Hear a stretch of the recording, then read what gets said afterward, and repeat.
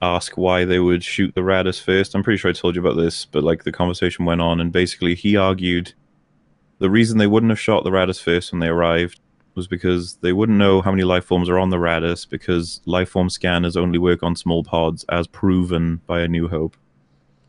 That what? It doesn't make any sense. It's it makes me feel like I just want to slam my head into a brick wall. It's like, no, all they established in A New Hope is that they can scan ships for life. That's it. Yeah, I mean, that was the only reason why C-3PO and R2-D2 were able to go down to the planet. But Yeah, and I would actually argue it wasn't even a great reason, because like a lot of people say, like, why wouldn't they stop it anyway? Like when they're looking for something very specific and then a life pod ejects, that's probably something you should just go catch in case. yeah, I can't imagine there's too many escape pods that just like accidentally fire. Yeah. Huh, man. Last Jedi, Star Wars, it all sucks. I just can't care about it This is the thing, anymore. man. It's really hard to find the good in the film at all. You know, because I don't care about sort of the superficial stuff. Like everyone always barks about the visuals. I'm just like, I cannot take the visuals in any way, shape, or form when the story has already killed my interest in it entirely. Yeah, I mean, you kind of got to go out of your way to find a movie that doesn't look good nowadays. So just saying, Hmm. "Oh, the movie looks good," that's not really something to be super proud of. I mean, sure, if you're like making Blade Runner 2049, that's like a really really good looking movie, but if the best part of your movie is how it looks, there's not really much to it.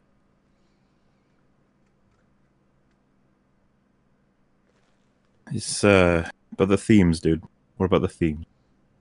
Oh, the theme of don't we can't win a war by fighting what we hate, but saving what we love. That theme. That's one of the strongest themes, man. Oh, wonderful. Uh, Uh, anyway, yeah. So are we good to go? yeah, yeah, it's rolling now. Oh, so you got Audacity going, have you? Yep, yeah, it's already recording. Yeah. Okay. Cool. So yeah. So can I do my intro? Is that all right? Yeah, sure. Yeah. See, nothing. You didn't say anything, but your light came on. I said yes. Okay. Cool. I'll open up Um. Discord. See, I'll keep an eye on that level. hmm Is it, you know, the voice connected little bars in the bottom left? Is that being green the whole time as well? Yeah, yeah. I mean, it kind of flickers every once in a while, but it's been green now. Yeah. If it's flickering, that might actually explain it. Your internet's, I'm assuming, fine. You downloading anything or anything? Oh wait, No, yeah. Are I you rendering anything? no. I checked my internet speed about 20 minutes ago. It said it was great. The only thing Hmm. I'm doing right now is just recording Audacity and streaming, and obviously in the call. Yeah, no, it should work. I don't know. Like, all I'm trying to do is figure out what I could possibly do to try and help you out. But yeah, I'll do my best to just ask you to repeat, I guess, whenever you just don't come through for whatever reason. But obviously, if you have Audacity on your side, it shouldn't be a problem when it comes to the end of it. Yeah, I'll just keep monitoring the little input sensitivity shit, and hopefully it'll just fix itself. Okay, dokie. So, all right, I'll start up now then, is it? All right, sounds good. Got you. Did it do it again? Okay, Uh, I, just go I'm gonna ahead. do it now. All right, three seconds from now, I'm gonna start it up. Okay. All right. Hello, everyone. Welcome to Screen Tape Podcast number 4. I've cracked out one on Dark Souls, Resident Evil, Star Wars, and now it's going to be Marvel related. How incredible is that? Complete massive differences in quality and content. But it's not going to be any of my co-hosts today. Just me and my guest. Fuck, I didn't even ask how you'd like to be referred. The Dishonored Wolf is the channel name, and it'll be in the description, of course. He makes review style stuff like I do, but I would say significantly shorter, since I could pretty much say that about every channel on YouTube aside from myself, which is not some kind of boast. It's actually like garnered a lot of hate. But anyway, welcome to my podcast. Thank you. Yeah, that comment I left on that video, I looked at some of the replies to it, and there's people that like genuinely think that I was mad at you when you Oh, I made knew that that was going to comment. happen. Actually, to be honest, dude, I was half and half. I was like, oh, I hope he's not mad. I'm only playing. Like, I'm not. I don't want to hurt your feelings. But I No, was man, like, I'm pretty sure this guy can take it. no, I laughed really hard when I saw that. I thought it was funny. Yeah. Yeah. So that's why I've got this sorted with a smiley face, and I was like, I hope people just assume that it's fine. But I mean, anybody who doesn't will see my podcast and your stream hopefully, and be like, oh, they don't hate each other. Fine. But yeah. So if I actually had a name for you, would you want it to be Wolf or? You can just call me whatever. That's all I've got. I haven't got. I don't know what else I'd call you. Yeah, you could just go with that. Okay. Because my name's a little bit and yeah, long. like I said, you can just call me Mauler if you were wondering. Because I assume you don't use like a IRL name or anything, do you? No, not really. Sorry? No, I don't really. Yeah, no, that didn't come through twice. Oh my god, what's wrong with my Discord? It doesn't usually do this. Yeah, it's doing like the little things as well where I can hear like the and then you speak, if you know what I mean. It usually means connection for that. You'll just have to do way more editing for this than usual, I guess.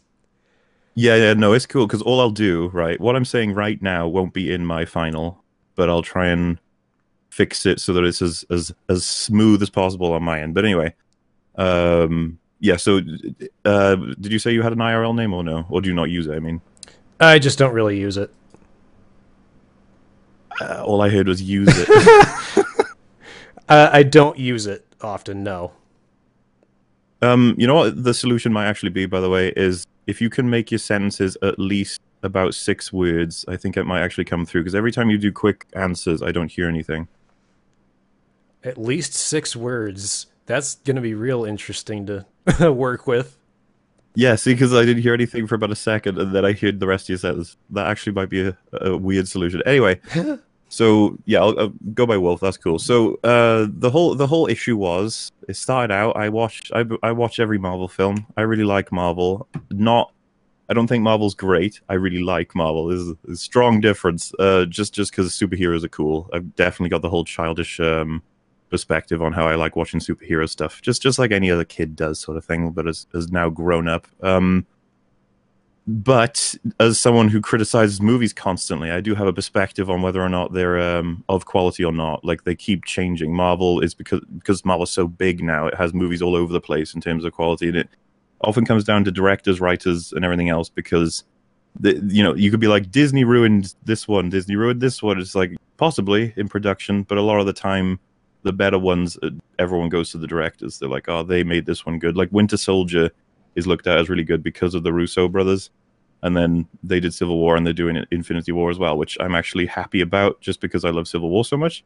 Which brings me to what this is going to be about. I watched your Ragnarok review after the Star Wars one, because it was one of your newer Marvel ones. And I hated it because a lot of the arguments came down to ugly CGI or bad jokes, which to me are really subjective unless you're going to sort of provide a scale in some way. Now, for the CGI one, you did say that other films that are older with similar budgets look better. For me, though, I'm sitting there like, maybe. I don't know. Like, I'd kind of need to see a comparison of what scenes you're going for. One scene I think you're going for, do you remember when Hela kills all of the knights near the beginning of Ragnarok? Oh yeah, the scene that looked almost it looked like that one scene from, I think it was Men in Black 2. And it Well, Matrix Reloaded I would go with, dude. Or not why did I say Men in Black? I was wondering that too. I was like, I've seen Men in Black 2. When does that happen in Men in Black 2? Oh well, they have M's in there, so I guess that works. No, yeah, the Matrix 2. What the fuck is wrong with me? No. Yeah, no. Yeah, no, it looked like that really shitty fight scene from The Matrix 2, where there was just and like a lot of her CGI itself, Hela's, she looks really like rubbery whenever she moves in fast motions and throws her little knives. The main problem I had is everything looked way too glossy, and it just looked fake to me. Nothing really looked convincing on any level.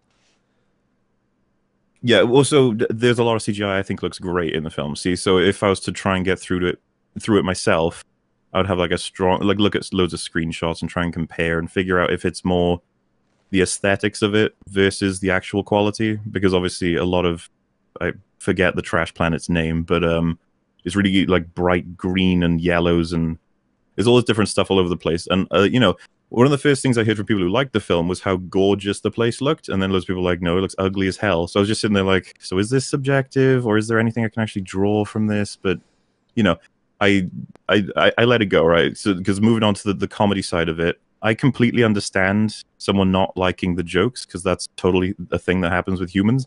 And I've heard that a lot of people with the perspective that they don't like the jokes because it undermines the more dramatic parts of the film, which, to be fair, there's probably more dramatic elements in terms of description in Ragnarok than any other Thor so far. The destruction of Asgard, the death of Odin, the loss of Thor's hammer and his eye.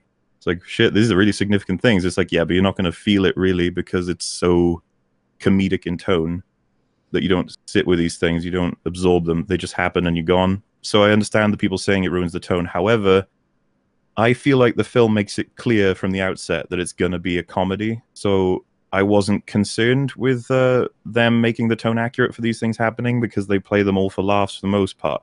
Now, there's totally an argument to be had there, and I'm not confident that I can convince anybody of it entirely. I just think that there's more to go through with Thor Ragnarok. But Captain America Civil War, I feel like I can argue anyone out of saying it's a bad film. Like, that's how confident I am with this film's plot and its characters. So that's what I want to refocus to instead. Because Civil War, I feel like you should be careful doing this because it kind of poisons the well and also sets me up to look like an idiot potentially to a lot of people. But Civil War is my favorite superhero movie, and I would argue that it's near the best. So that's very controversial to a lot of people because it's just like a lot of people think it's terrible. So and yeah, I'm thinking about stuff like Watchmen, Dark Knight, and any other Marvel film when I say that. So I've said that, and I was going to say, do you want to get your sort of simple version of what you think of Civil War out? Sure. I'll say this. I didn't dislike Civil War to some radical extent. I didn't think it was a terrible movie, especially in regards to Thor Ragnarok. I definitely liked Civil War a lot more than Thor did. But it just felt really... It didn't feel like a normal story and how it should work in any way, because everything just seemed like a Mm-hmm. really jumbled mess. Like you had all these characters doing all these different things. And like I said in another Marvel video I did, it just felt like it was a movie to set up better movies. Okay. So that's sort of like your total assessment, is it? Yeah, I Like don't the simplified version. from a technical perspective, I don't really have any problems with Civil War. I mean, I didn't like the color grading. I'm sure you know that fight scene in the airport where it's just all really washed out looking. Well, so because I don't know, I hate if I come across as some kind of movie expert in my videos, I'd have to reassure people every time that I'm just a random person on the internet who watches films. I've got no professional training of any kind. So when you say color grading, as embarrassing as this may sound for me, what does that mean exactly? Like the color filters, how it looks, because pretty much every movie it doesn't use the same colors that we see just on a regular day. Uh, you know, Terrible. Well, not a terrible example. Have you seen like the later Harry Potter movies and how they all got way progressively darker than like any other Yeah, movie yeah. on the market? That's kind of what I'm talking about. Now, Civil War doesn't do it nearly to that extent, and that's a good thing. I don't think any movie should ever do it that badly because it just Is it looks almost really like bad. they're putting 10% darker every film as a shade on top of whatever's happening? Yeah, it's just little filters that change the colors, and sometimes it works, but you see, sometimes it looks good, but sometimes it also looks really bad. Have you ever seen? Have you seen the new Wonder Woman movie? Yeah. Did you did you think that the colors looked kind of oversaturated, especially on their island? Um, you'd probably be able to show me like point it out and then compare it, and then I'd probably be able to agree with you. But from memory, I really just didn't like Wonder Woman at all, so I don't even remember a lot of it. Sort of been deleted from my memory. DC films do not have an effect on me. Like I see them as jokes pretty much at this point. Oh yeah, the DCEU is pretty fucking awful. But one of the big problems I had with Wonder Woman is that the colors were really oversaturated and it just looked really unnatural to me. And one of the problems I have with a lot of movies, I mean, Alien Covenant did this, obviously the later Harry Potter's movies did this, is they put these color filters over the movie that really detract from the way it looks. And while that airplane fight scene in Civil War wasn't really all that bad, I mean, it was kind of bland looking to me. It didn't really do anything that raised the bar in terms of fight scenes, but it was perfectly passable. The thing that really irritated me about it is that the colors looked really washed out and dull to the point where it just felt boring rather than exciting. Because I've got it up for myself just so I can sort of see it, and it's like, yeah, I guess I can see where you're coming from. But like, I'm sure you would accept, right, that like this bothers people or it doesn't. Like, I don't know if you do you feel confident in saying it's bad color grading, as in like you would talk to someone from the industry and say like you kind of fucked this up? I wouldn't say it's or like I'm trying to provide you an option, like, or would you say something like, you may have satisfied the majority of audiences, but I still think that you've screwed with the colors too much, and they could come back with something like, yeah, well, we're trying to make this good for the eyes of the average people or something like that. I mean, it's kind of subjective. Like I said, from a technical level, I don't really have many problems with Civil War. It's just that the color grading in certain scenes, particularly that one, to me doesn't look good. I mean, I know that there's people that actually like the color filters that they put in Alien Covenant, even though it makes it almost borderline impossible to tell what's happening. Some people like that. I really don't, but that is subjective. Because, like, I get what you're saying, but like, these are not so like the impression that things look too much like they're mixing in with each other, or people aren't distinguished enough, or it's kind of just ugly to look at, stuff like that. It's like, genuinely, these are not feelings that me or people I've spoken to had with the film. So I'm just trying to sort of like see it myself. And if it is just subjective, then I'm pretty much happy to sort of, leave it as a moot point. Yeah. I mean, the CGI, I mean, it's been a few months since I last saw Civil War, but I don't remember there being anything bad about the CGI. It's just that the color filters to me didn't look very appealing, but that is subjective. And like, again, from a technical level, I think the movie's perfectly fine. My personal complaints about Civil War really come down to the narrative more than how it's made. Yeah, no, that's cool. Because I was about to say, that's the interesting, I think, reach between us, is that like, if someone told me the story is great but the CGI isn't too great, I'd be like, that's fine with me. I don't really care. Because the thing that I think is great about Civil War is the story. So we should probably tackle that then, is it? Yeah, sure. Did you hear and me? And then I can't hear anything. You just nope.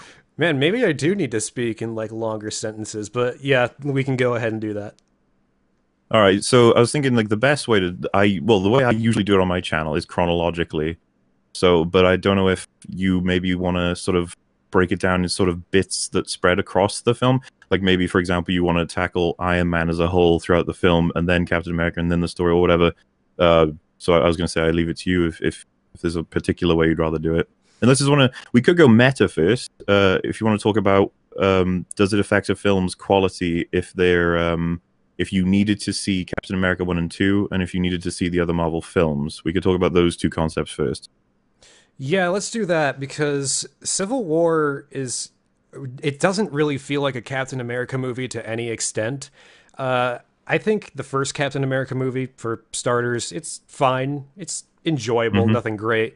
I really liked Winter Soldier. I think that's probably it's definitely one of my favorite Marvel movies. I don't think it's quite as good as the first Iron Man, but it's really close. I think it's a great movie. But Civil War feels like some in-between Avengers movie rather than it does a Captain America movie, because it feels like the whole Bucky storyline was kind of pushed to the side to make way for, okay, we're going to set up this movie, this movie, this movie, and this movie.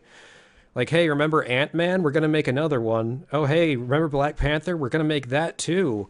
But then, like, the central narrative that I was actually interested in just feels like it was shoved aside and focused more on something that really should have been in a normal Avengers movie. So we'll tackle the Captain Americas first. I think, and I would defend to the death, that this film can totally assume that you've seen the first two Captain Americas, and so anything you need from those films to understand this film is totally valid. Totally. It's one thing to say that you need to understand everything from the first two Captain America movies to understand the third. That I'm perfectly fine with because that makes sense. Just like you need to watch the all the movies leading up to the first Avengers for the Avengers to. I guess it doesn't really make it seem more. Well, it's cool. but... If you agree with that, we can move on to the next one, which is the universe side of it. Yeah, I agree with that. Yeah. Okay, so the universe side of it is that if you haven't seen the three Iron Men, you don't need to see the Thor movie. You need to see the Avengers film. You need to kind of see Ant-Man. You don't need to see Doctor Strange. But point being, you need to see a handful of singular ones and then the mainstay ones if you want to understand everything that happens in Civil War. Like, you'd agree with that, right? Yeah, I feel like specifically with the Avengers movies, they play a way more important role in Civil War than any of the Avengers movies did in any of the other regular films. Like Thor, I think Dark World had like one little mention to it, to the first Avengers movie, that is. Yeah, I'd agree with that. To be honest, dude, I would have renamed Captain America Civil War to Avengers 3 Civil War, but obviously they couldn't do that because reasons.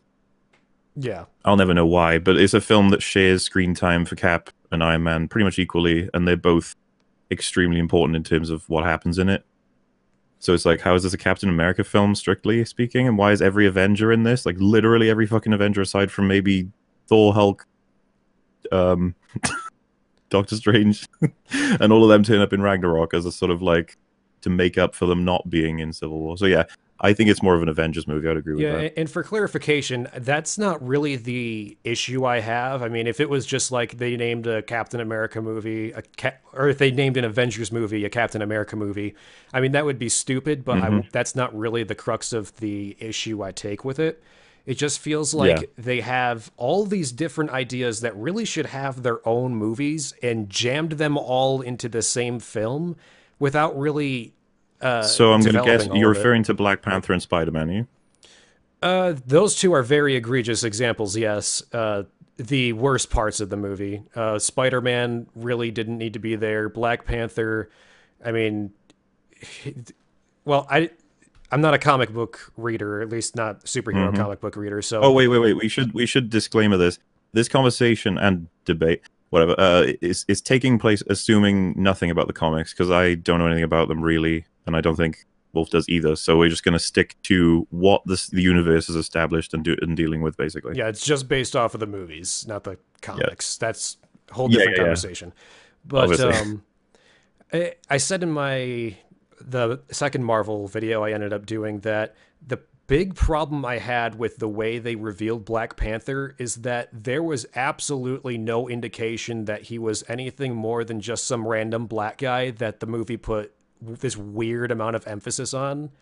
And then like he shows up as Black Panther and it's like, what? How did any of the beginning of the movie lead up to this? It just came really out of nowhere. And then him choosing a side in the whole Avengers war. Yeah, okay. Well, it felt really awkward. Like I said, I think I prefer this sort of plan to sort of break down the film. So we'll go with this. The first topic then is pretty much going to be, is Black Panther shoehorned into this film? Like, I'm assuming you'd say yes.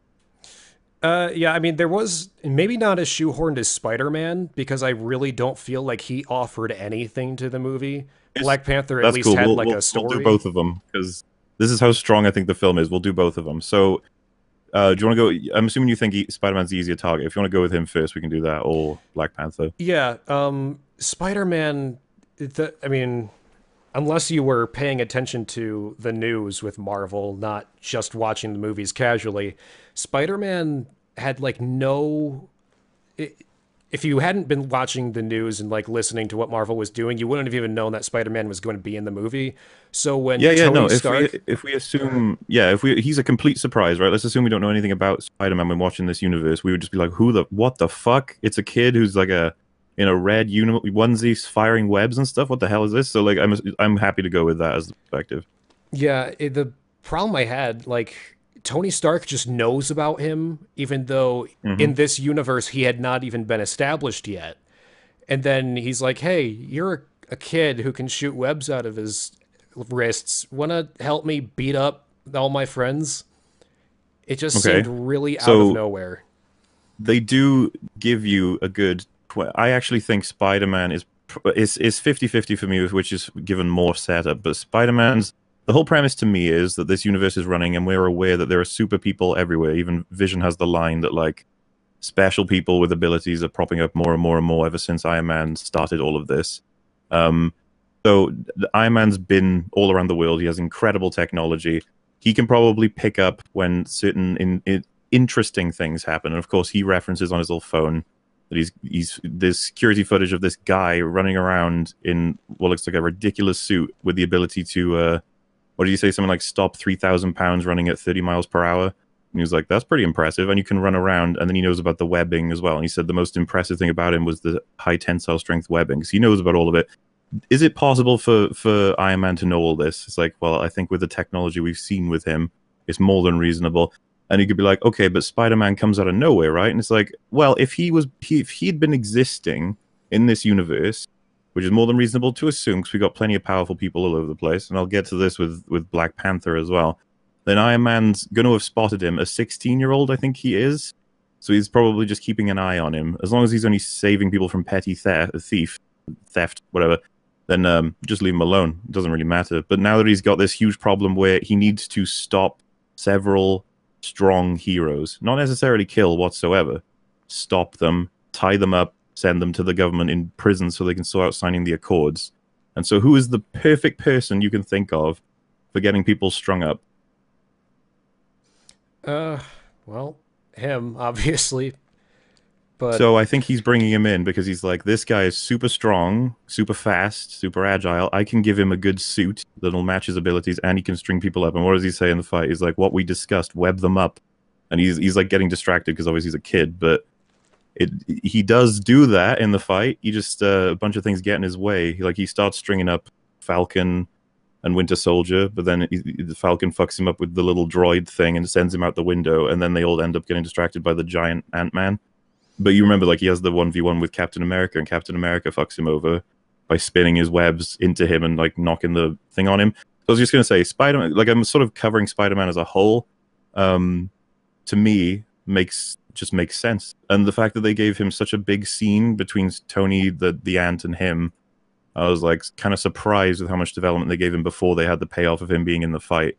And they do rely on us knowing who Spider-Man is. I'll completely agree with that, but they do explain his powers very briefly, and that Tony's been keeping an eye on him, and so he's bringing him in now because, again, this isn't a dangerous fight. It's not supposed to be. It's a fight of both. It's almost like a bar fight with no bottles or knives. It's just punching. Just nobody's going to get killed. You'll get hurt, but ultimately it's for the greater good anyway, because we can get into the conflict between Iron Man and Captain America, but like, so with Spider-Man, I feel like there's nothing wrong with it. yeah, I don't have a problem with like knowing who Spider-Man is. I mean, that I feel like that's kind of a given that you should know who these characters, or at least who the heroes are in these movies, especially given how long this series has been going on. So that's not really a problem. And I will say that I appreciate that they tried to establish something with Spider-Man before just randomly throwing him into the fight. But it Hmm. felt like he, Ant-Man, and Black Panther in particular had really nothing important to contribute to the movie. And all he really did was say, "Oh, hey, look, I'm Spider-Man." I mean, really, that was all I Um, felt about it, was that from like a they marketing point of view, they obviously milked it. 'Cause they were like, Spider-Man is in Civil War, guys, the new one, the Marvel fixed one. It was like, ooh, and he's in it for only like 5 minutes or whatever, and it's more to do with just being like, we have him, and I'm pretty sure wasn't it his appearance in Civil War that got him his own movie as well? Like I they gave think Marvel the chance to give him his own movie. I don't know the specifics of that. I don't Um, remember entirely, but I think they acquired the license to Spider-Man and then they put him in the movie, and then they also had the trilogy going on as well. I don't, or at least in the works. But I'm pretty sure they but acquired yeah, the so license beforehand. um, the thing I picked up on there was like he added nothing to the movie. Was something you said. Like, so what kind of what do you consider to be like adding to it? Is it when it affects the plot? Affects the plot or the characters in some meaningful way. Now, he Hmm. doesn't need to have any direct impact on the course of the story because obviously he's more of a cameo than anything. But if all he really does is prove himself to be a nuisance in this fight rather than actually Yeah, doing he's not something that even, effective. yeah, he doesn't really do anything meaningful in that battle aside from just being there. And I feel like he didn't really Okay, have any so use to be there if he's not going to do anything really effective. so if we go from the movie's purpose for him being there, or let's say the money side of it is that they want to give him an intro so that he can get his own movie, and that he just slap him right into the universe because Spider-Man is Spider-Man. We got to get him in there. Like, okay. So the writer's choice is to like, how do we get him to work in there? And it's like, well, Spider-Man's pretty OP. So if he's in a fight where he's got to string people up and then they can get captured, he's just going to dominate, isn't he? And it's like, yeah, you'll just do it. And it's like, well, what if it's a Spider-Man? We're resetting. We're not even doing the Uncle Ben thing. We're not doing anything. We're going to make him younger than he's ever been. And it's like, we're going to make it so this is his first actual fight against people who have powers. He's just been doing the kid thing. He's only had his powers, I think he says, for a couple of weeks or months.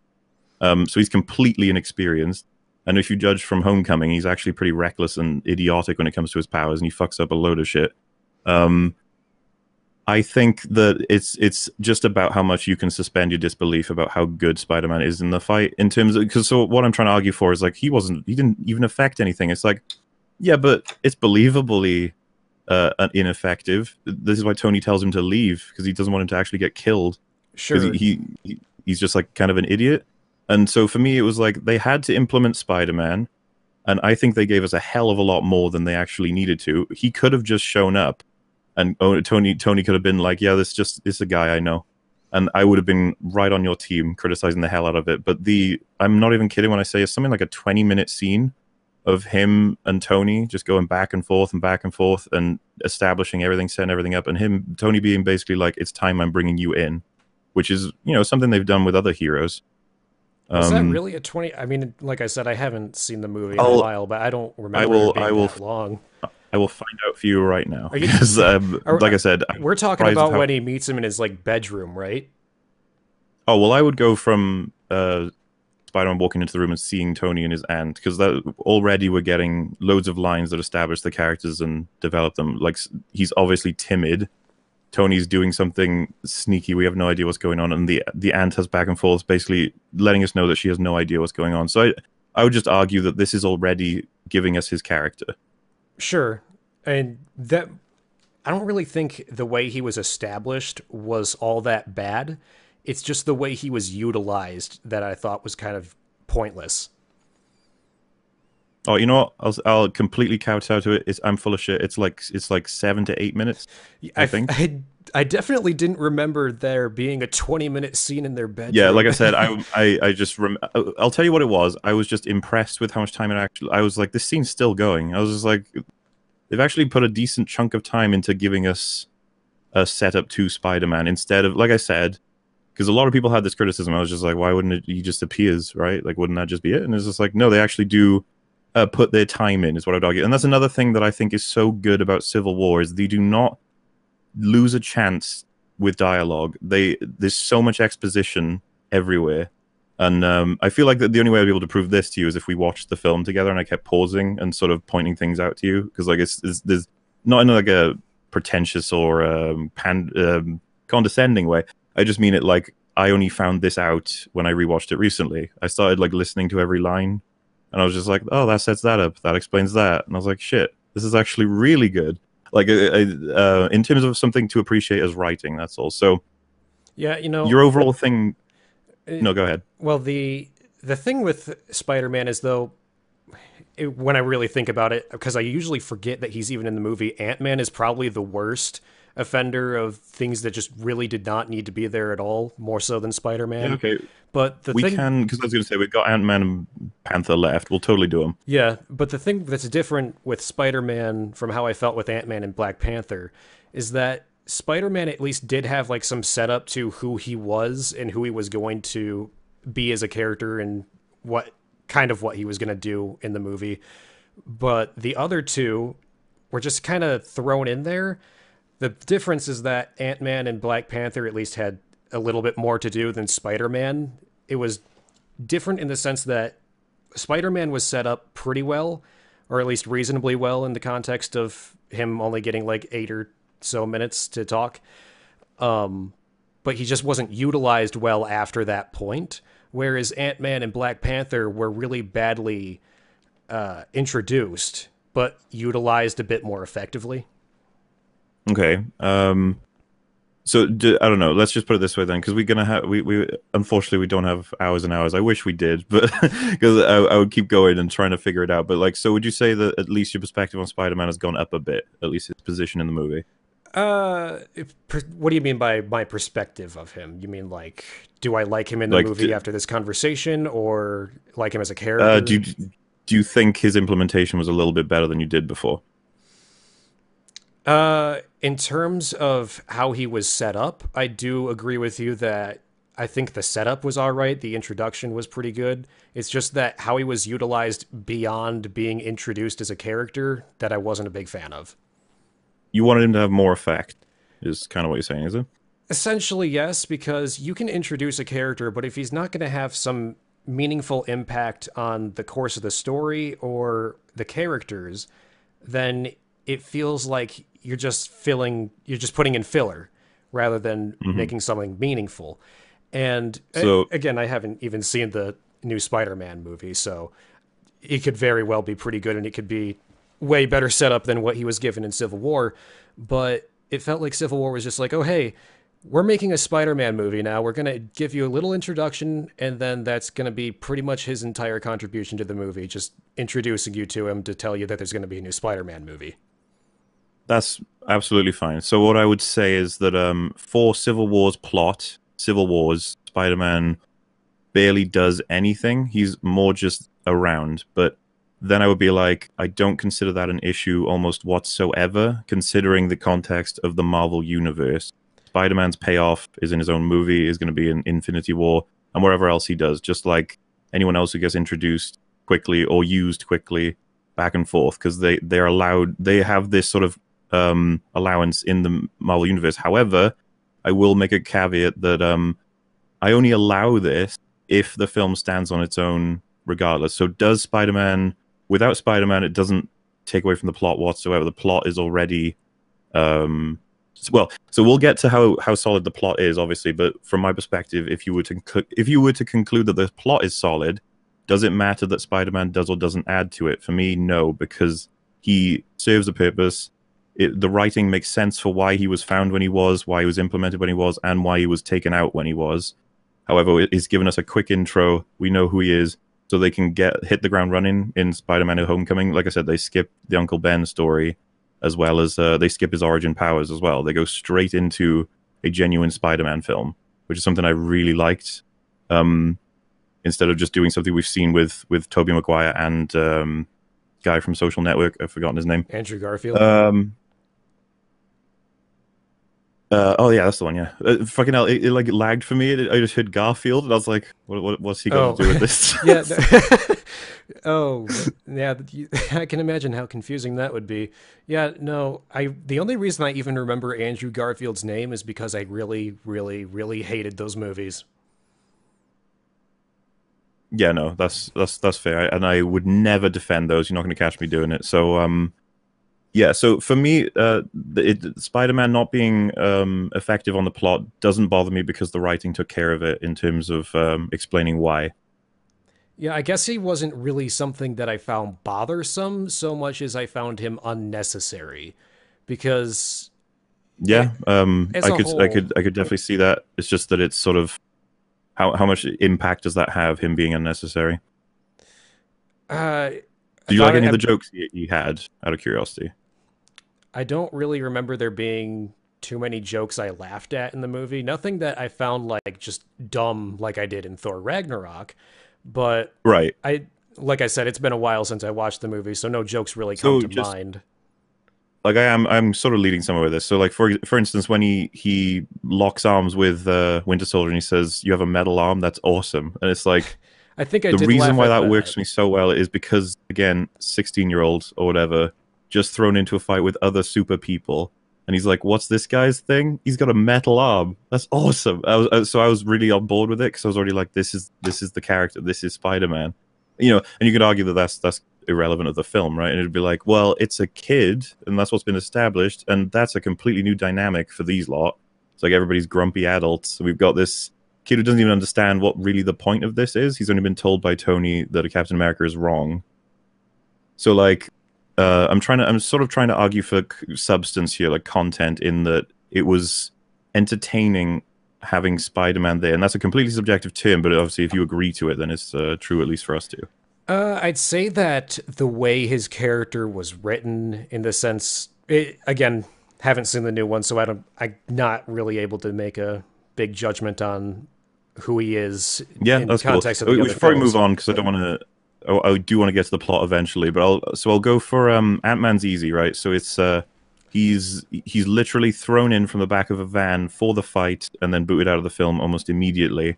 And the connection we have is, if you've seen Ant-Man, he had a fight with Falcon, and that's why Falcon earlier said, "I've got a guy," and that's how he brings him in. So Yeah, I that's mean, the extent of Ant-Man in the film. yeah, I watched Ant-Man, and when he came into Civil War, and when he was thrown in that truck and just brought there, I was like, "Who are you again? I kind of recognize your face, but I don't remember who you are." And then he puts the Ant-Man Hmm. suit on, and I'm like, "Okay, why are you here?" Because he didn't do anything aside from like punch someone, and then he kind of vanished. Like his involvement in particular had literally nothing to do with anything aside from he's here.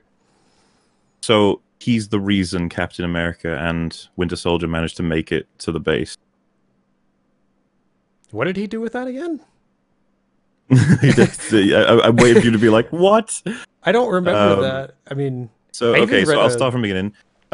Obviously, the Marvel Universe assumes you've seen the Ant-Man movie, and we can still debate whether or not that's fair. We'll get to it a different time, but we assume we've seen it, so you know him. Falcon and Captain America are desperate right now because they're about to go against Vision, Iron Man, War Machine. Trying to think of the more significant players out of them, but you know, basically people who are going to be incredibly difficult to get past, and so they want to hire as many people, get as many people as they can, because they're trying to save the world by killing these Winter Soldiers that are going to be activated. It's like that's their whole purpose, and they know that Captain America, Iron Man won't listen to them. He won't even believe them. So they're going to need to get anyone they can. Falcon met Ant-Man. He is a legitimate superhero who actually beat him in a fight. So it makes sense that he would bring him in. Now you could be like, well, we need more establishment of him. Like, you know, he's just brought in. It's like, I mean, I don't want to make the argument for how they've got little time, but it's like, if you're gonna get like the 8-minute Ant-Man scene where they just sort of talk to Scott Lang, I think his name is, and be like, "We're gonna need you to blah blah blah blah blah," or they have him drop in and they have a conversation that's really quick in line with his character, which is, "You sure you want to do this? They say something like, we're criminals and we're against the law here," and then Ant-Man says something like, "Tell me what else has changed," or something like that, because he's a criminal as well in his timeline. He's the thief that's turned into a hero. So. And he loves Captain America. I'm pretty sure that's established as well. He considers him like a role model sort of thing. So all I'll say is he's the weakest one, absolutely. But it all like makes sense within universe. And if you wanted an establishment scene, I'd be like, yeah, that's something they could have tweaked to make it a bit better. But I don't really see it taking away too much, if anything, away from the film.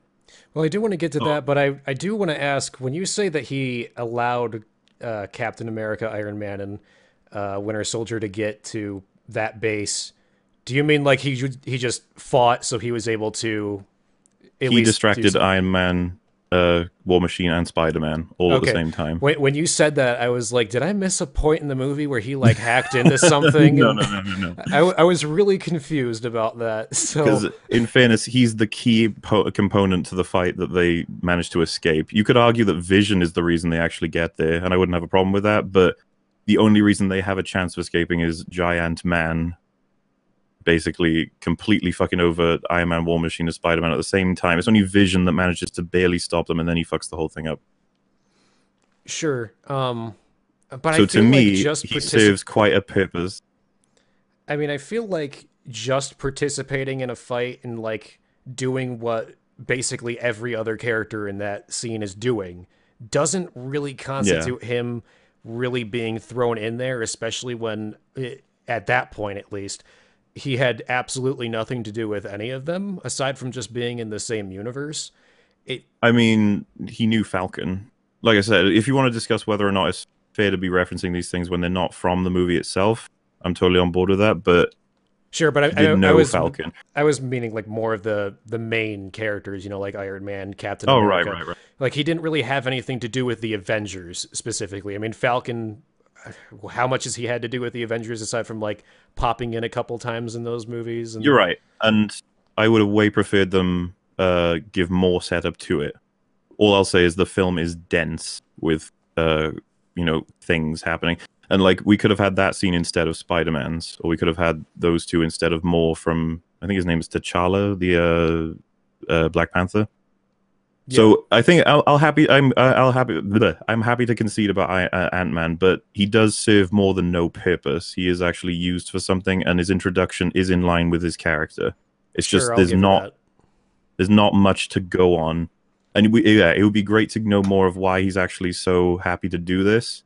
But the film gives us that he believes in Captain America, basically, as well as he wants to help out, other superheroes or whatever. Oh, and oh, fuck! I completely forgot. Have you seen Ant-Man? Yeah, I did. I hardly remember any of it because I didn't really think it was a great movie. Not like bad, just like really forgettable.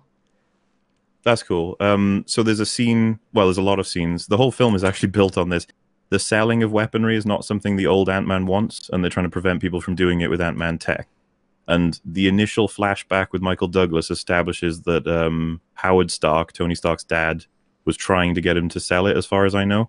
I could be wrong on this, but I know this. The important part is that his name is Hank, I think. Can't remember what his surname is. Hank Pym? That's it. He hates the Starks. He despises them. He thinks they're terrible and that they're warmongers. And so they're spread to Scott because he's his mentor. He doesn't like Starks. He likes Captain America, and he's been asked to help them fight Iron Man.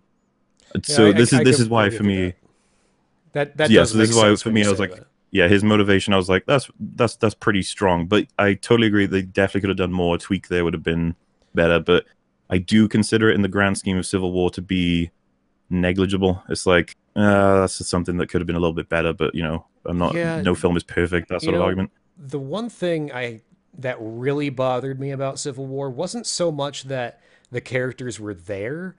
It wasn't even so much that that there was a lot of characters that didn't really seem to contribute much. It was that I felt like there was way too many characters for what the story could have served with like maybe 4 or 5 of them instead of 15.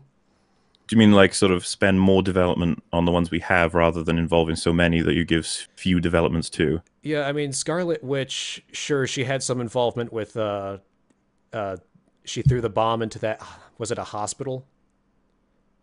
Sorry, who? Scarlet Witch. Oh yeah. You asking what her sort of Yeah, because involvement in the film was? she was the one who accidentally threw a grenade into like a hospital at the beginning, right?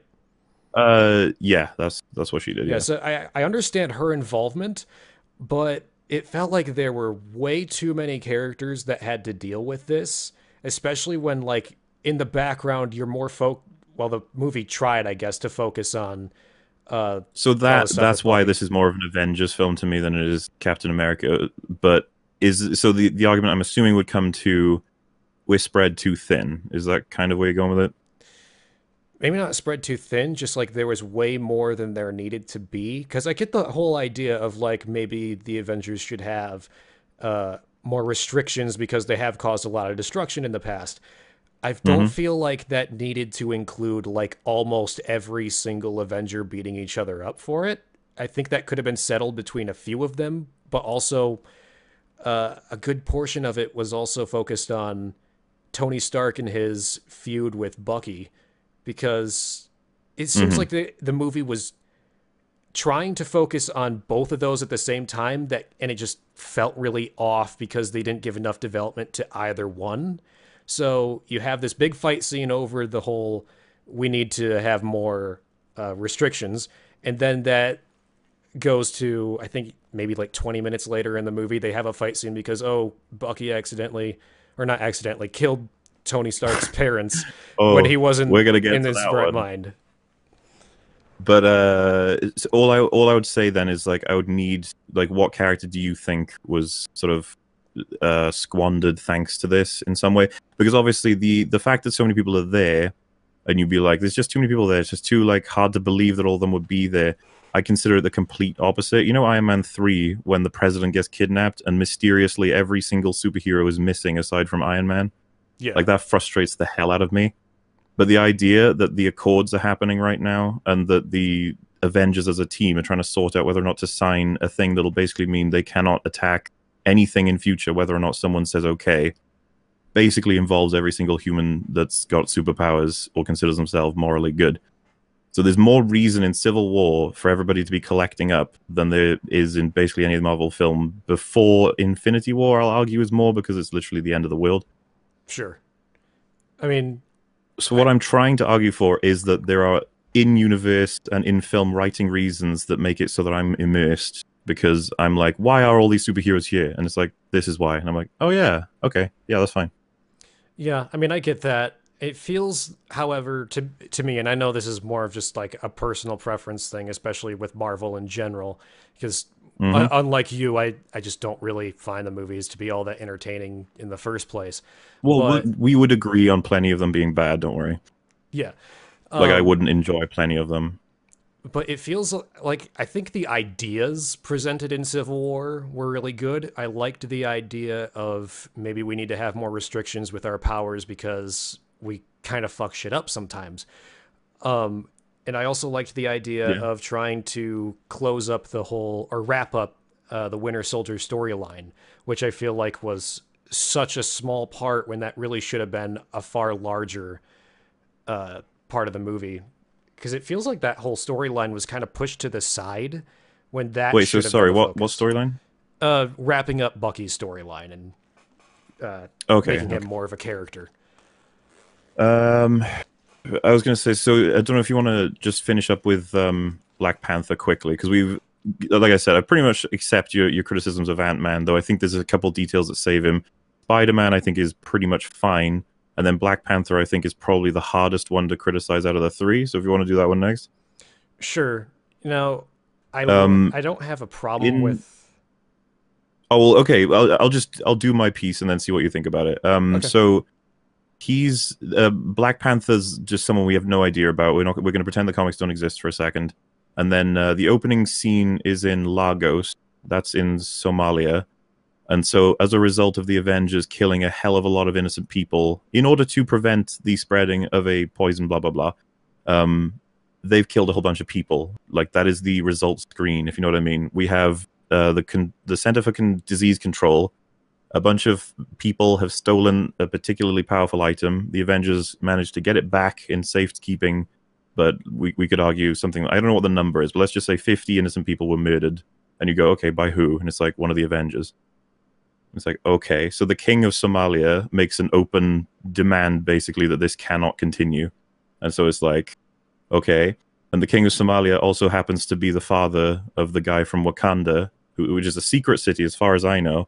And so he's there for his press conference because this is the first time he's going to be approaching the world, as far as I know, in terms of this is an extremely important meeting. It's all about the Accords. And then he is killed. And so that, to me, tells me that this would be the time, assuming we know everything about Black Panther from this universe, he wouldn't have popped in for any of this. He doesn't care about anybody outside of Wakanda or his family. And now one of them's just been killed as a result of the Avengers. So he's going to be coming in now. That sort of aspect. And then his role in the film is to basically learn a lesson about vengeance. And, you know, he does actually have... there's a couple of other details I really like about him, but so, I don't know, are you following me with this so far, or do you sort of have a problem with any of Yeah, it? I don't take issue with any of the stuff you've said so far. I mean, I don't think he was utilized too badly. I had more of a problem with his introduction than his utilization because I don't think he was utilized too badly in the movie. Also, I've pretty much... I don't really have anything else to say about his introduction, so with what I've said, what's more of the issue, if you could get to it? The issue for me And again, this is more just focused on the movies than the comics, is that there was this crazy emphasis put on him for a good chunk of the movie, even though he's not really revealed to be Black Panther until like halfway through almost. And the movie makes no attempt to really show you who he is, aside from it's just this black guy who's here. And that's all good and fine, but if that was an origin story specifically for Black Panther, but instead they just put all this emphasis on this seemingly random guy, and then out of nowhere he's Black Panther. So just pause there for a second. He gets one conversation with Black Widow, and then the explosion happens, and then one conversation with Black Widow, and then he's Black Panther. Yeah, like in the whole mostly in that one. Sorry? It was mostly in that like scene where his father was killed, right? Mm-hmm. Yeah, I just so like... what I'm gonna say is that he is the heir to the king of Somalia or whatever, or at least he knows it. The reason that she goes to talk to him is because she knows their relationship, and his dad's just died, and she says, "Don't look for vengeance, not on the Winter Soldier, because that's just a really bad idea." And then he basically tells her he will be. Like, to me, it's sort of just like yeah, that's how I would probably react if my dad was just killed by this guy that we've clearly identified, and that he could be anybody, but I don't think anybody wouldn't have guessed that he was Black Panther if he knew Black Panther was in the film. Sure. It felt like more to me like he was kind of thrown in there for no real reason aside from having a way shorter origin story than I think he deserved. Now, obviously, Black Panther, his own movie, isn't out yet, so maybe he'll have a better introduction. I'm sure they'll explain most of it in that, yeah.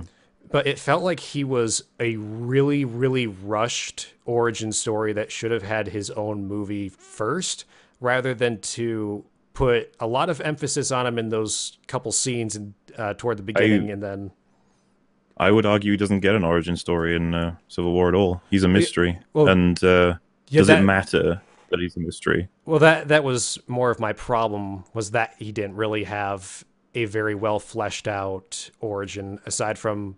Oh, well, I mean, does it even explain in Civil War how he got the suit, aside from he just had it?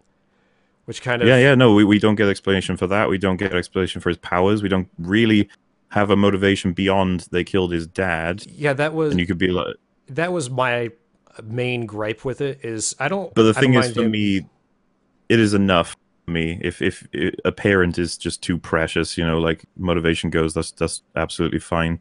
And he is highly aggressive, like throughout the whole thing. It's a bloodlust idea, and obviously that travels through to plenty of characters in this film. And I'm not going to pull the themes argument on you, obviously, because I'm fucking tired of hearing about themes, to be honest, with Star Wars. But it's a consistent motif, let's call it, that vengeance consumes everybody in this film, pretty much. The villain is based on vengeance consuming him, sort of thing. And Black Panther, we don't know anything about him, but we know and react to him the same way that Iron Man and Captain America do. It's like, this guy has a suit that's immune to bullets. He's super agile, super aggressive. He has claws. And it's like, he's against... I'll have him on my side if he's going to help. And then, in terms of developing his character, Captain America is going to get to in the thingy movie, because apparently he's with him. I don't know if he's in the movie or not, but same way that I have absolutely no problem with the development of Snoke in The Force Awakens, because I was expecting us to get all the answers in the sequel. I don't have a problem with the development for Black Panther, because we're probably going to get it all in the Black Panther film. Well, I feel like that's a bit of a false equivalence, because Black Panther, it was focusing more on like normal him. I don't know what his name is in universe aside from Black Panther. Whereas with Snoke, it's just like, oh, it's the Sith Lord that trained Kylo Ren. That's really all we need to know. Whereas with Black Panther, the normal guy was just kind of there. And then out of nowhere, oh, it's Black Panther. We're not going to explain where he came, where he really fits into the story aside from his dad died. But he's Black Panther, so just accept it. That's more of my problem with him, because I feel like he was utilized all right. It was just the introduction. Is that hard to accept? What's the the part that's sort of hard to chew on? I'm trying to sort of figure this out with you. I I guess it's really just I don't feel like he was introduced in a way that really established who he was in what I would deem at least to be an effective way. Aside from, oh, well, he's Black Panther now. That Hmm. was it. Just felt really, really random to me. I think that it will feel at least a little bit random uh, until if the movie does what I'm expecting it to, Black Panther, then it'll feel fine in universe, and the writing should be pretty much solid for Civil War. But maybe Black Panther should have come out before Civil War. I could settle for that at least. I feel like if Black Panther did come out before Civil War, that might have alleviated some of the issues with it. It was that he was introduced in this movie and we're not really given any context aside from it. He's just Black Panther.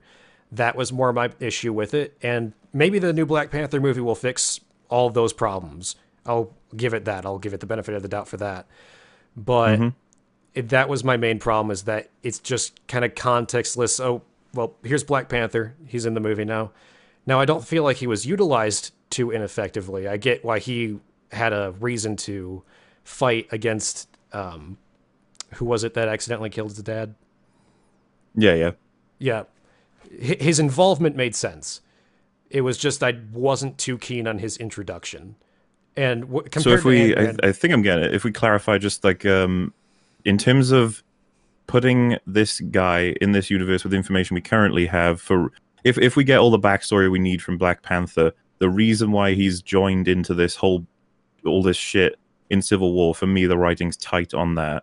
It's just that we don't know enough about him, so we do have a sense of confusion with the film. Like, are we just going to have random superheroes joining every once in a while now? I thought we used to establish this sort of thing. Is it that that sort of aspect? yeah, that's more of the problem I have. Because Okay. I'm perfectly fine if they had established a little bit more about him. It's just that he felt kind of out of nowhere. Not that he had a bad involvement in the story, because I get why he's important. It's just that the way he was introduced just felt really rushed and half baked to me. Okay. See, because the reason why I can sort of settle on that is because there's another crux of this argument that I think we've got sort of waiting in the wings, which is your problem is that there's too much setting up other films as opposed to being its own film, sort of thing. While I would be arguing the film is so much its own film that setting up the other films is just a cool bonus. Yeah, you So can. do you want to tackle that next? Yeah, I will. I will end off by saying that Black Panther I have far less of a problem with than Ant-Man and Spider-Man. Like those two in Hmm. particular, I have a far larger issue with. I'd say for me, Ant-Man is the worst. Spider-Man, I don't know how you could do Spider-Man any better than what they did in the film if you were forced by a studio to put him in, which I know that's not a fair argument. What studios forced to happen is like, no, no, no, I know, but I think the scene with Spider-Man is pretty much nailed it. Like, I don't know if they should have any more. They don't, other than maybe his film coming out before Civil War. That would also help. But then that takes place after Civil War, so I'm not sure how that would work. Yeah, I mean, like I said, I didn't have any problem with how he was introduced. It's more just he didn't really offer much aside from like establishing that he's a character. Beyond that, Yeah. Um, yeah, I'll let that go. Like I said, it's to me it all it's the right. I always come back to how the writing was tight for it. He wasn't that good. Spider-Man really wasn't. I don't considering Homecoming. I know you said you haven't seen it. Homecoming is about him being really shit and then getting to be pretty okay from learning a lot of shit. yeah, I kind Um, of gathered that from the trailers at least. yeah, it's a different kind of origin, which is again like I really think they did a good job with Homecoming. Aside from the So anyway, posters, the main plot of Civil War. So we're talking about the Accords and then the conflict between Iron Man and Captain America. So how do you feel about that? I'm sorry, could you repeat that? You kind of cut out a little there. Okay, the topic of the Accords, like set by the government or the UN, along with Iron Man and Captain America's conflict. That to me is probably the strongest part of the film. So, what's your perspective on that? I would say, yeah, that's probably the strongest part, but I feel like the it should have focused more on the Winter Soldier part, because that I felt was really, really underdeveloped in comparison to the idea of them having to choose between staying as they usually are or putting limits to what they can do. I felt like that was okay. It's just the Winter Soldier part that I had more of an issue with. So I kind of want to just I'll try and run through some stuff quickly at least. We could try and, I guess, I was thinking, does it make more sense to do the Winter Soldier thing after or before going through the plot? Probably after, I guess, because it's kind of a B plot, isn't it? Yeah, but it ends up being the most important end. It's the end to the film, despite it being a B plot. Yeah. Either one, I don't really mind what we start okay. with. So, do you see, because this is a common complaint the film gets, do you think that they're on the correct sides, Iron Man and Captain America? As in, to their characters? To their characters? I guess. I didn't really... Like, because a lot of people said that they should have been reversed, which, like, I completely disagree with. So I was just going to say, if you're okay with that, we can just move on. Yeah, I mean, I don't really agree or disagree with it. I'm just kind of neutral on that.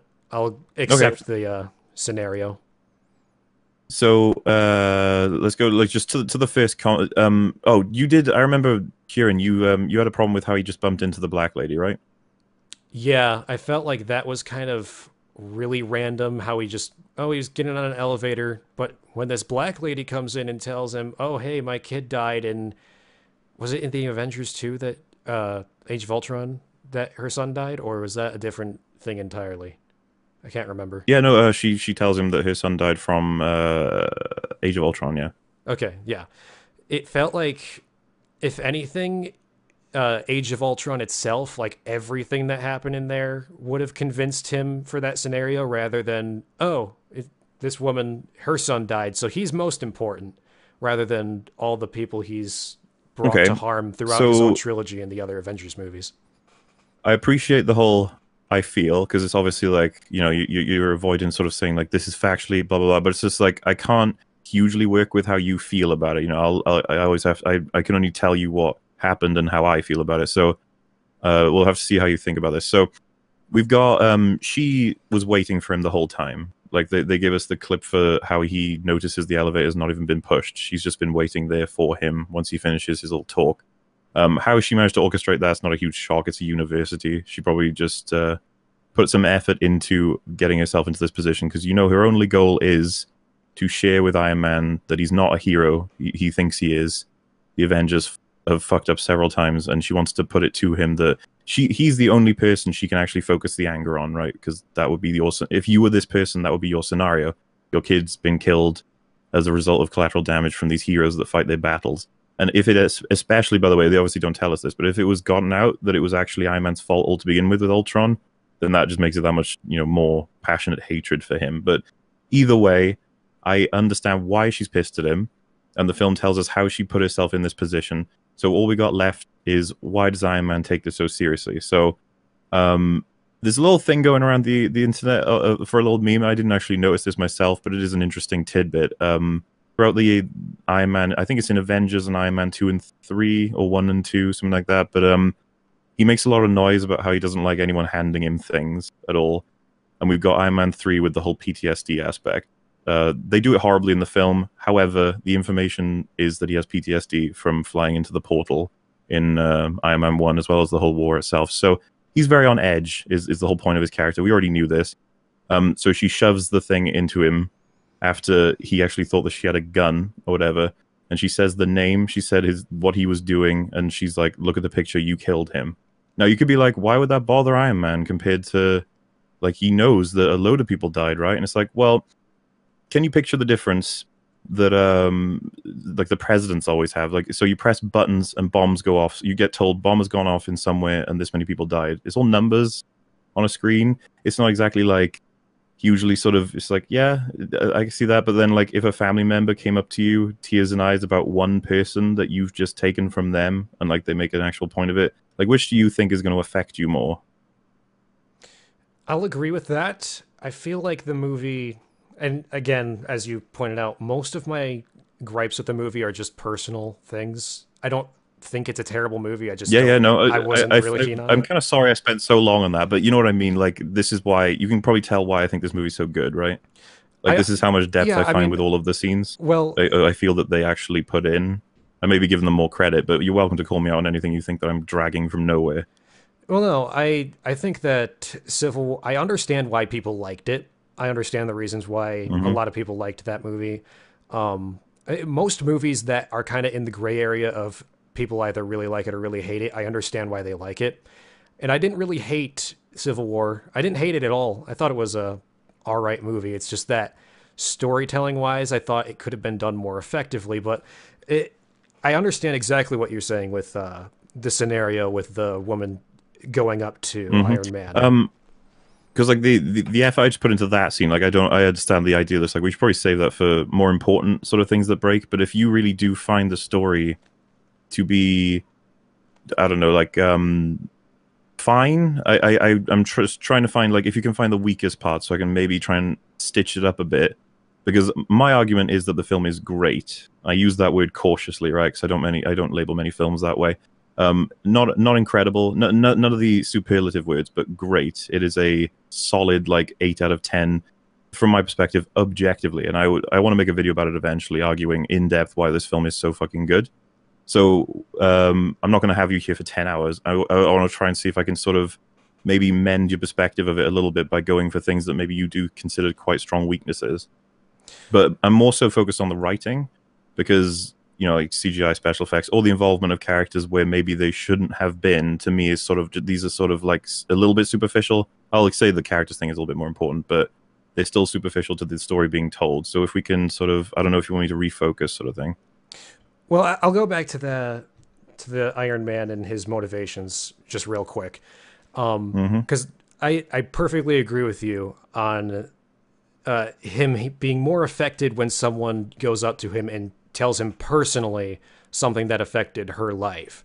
I just, in that sense, in that scene in particular, I understand exactly why it would have affected him.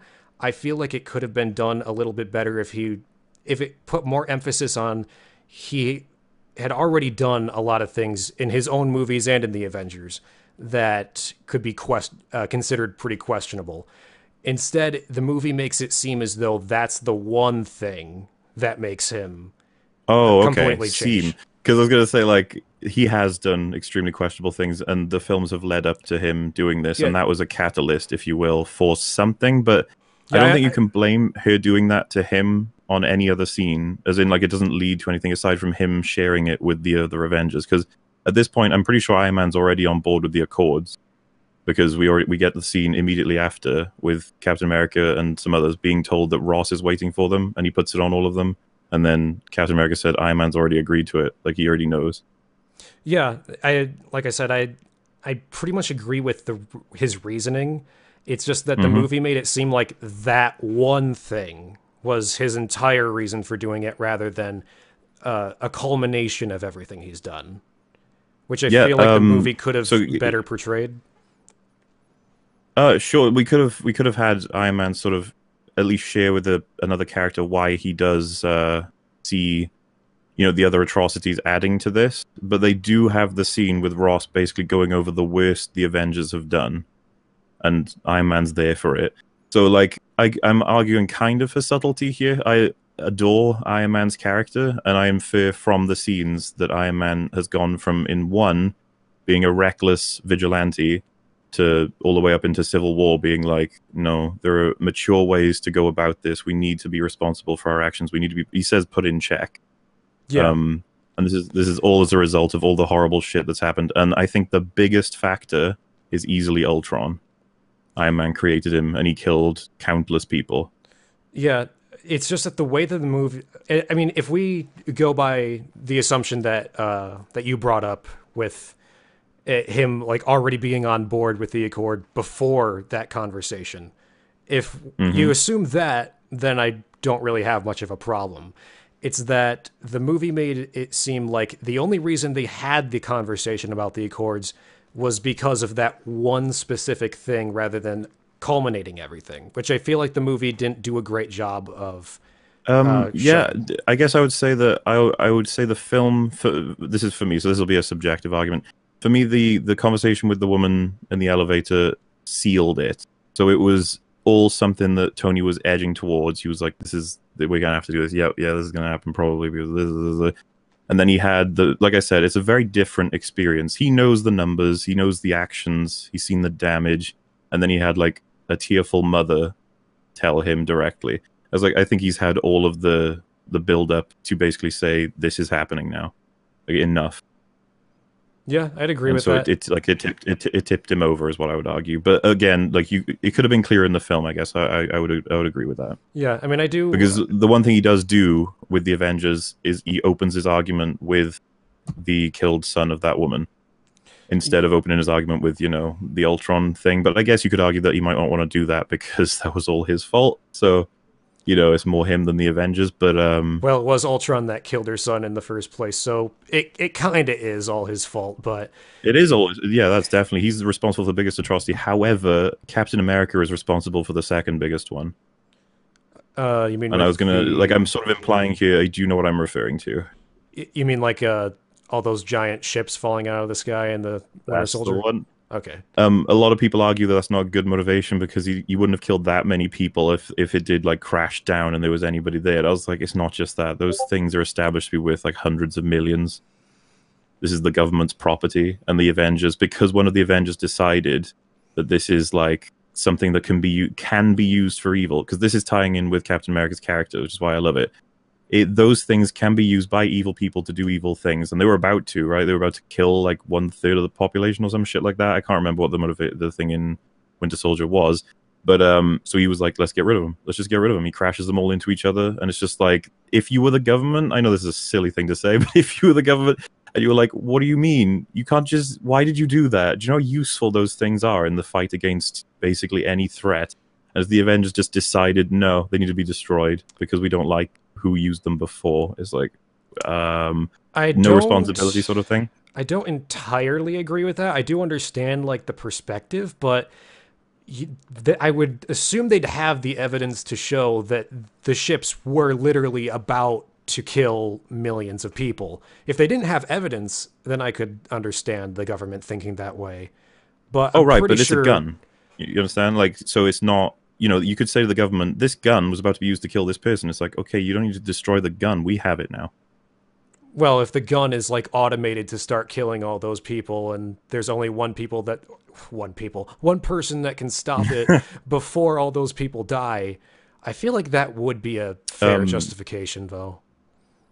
I guess it would just come down to like, it is, if we're talking from the perspective of why the government are pissed off at Captain America, we don't necessarily need it to follow logic, because the government aren't necessarily that. They are more about the bottom line as well as about power. Yeah, that's true. So is it in line with what you would expect from a government, is my question, rather than a reasonable person?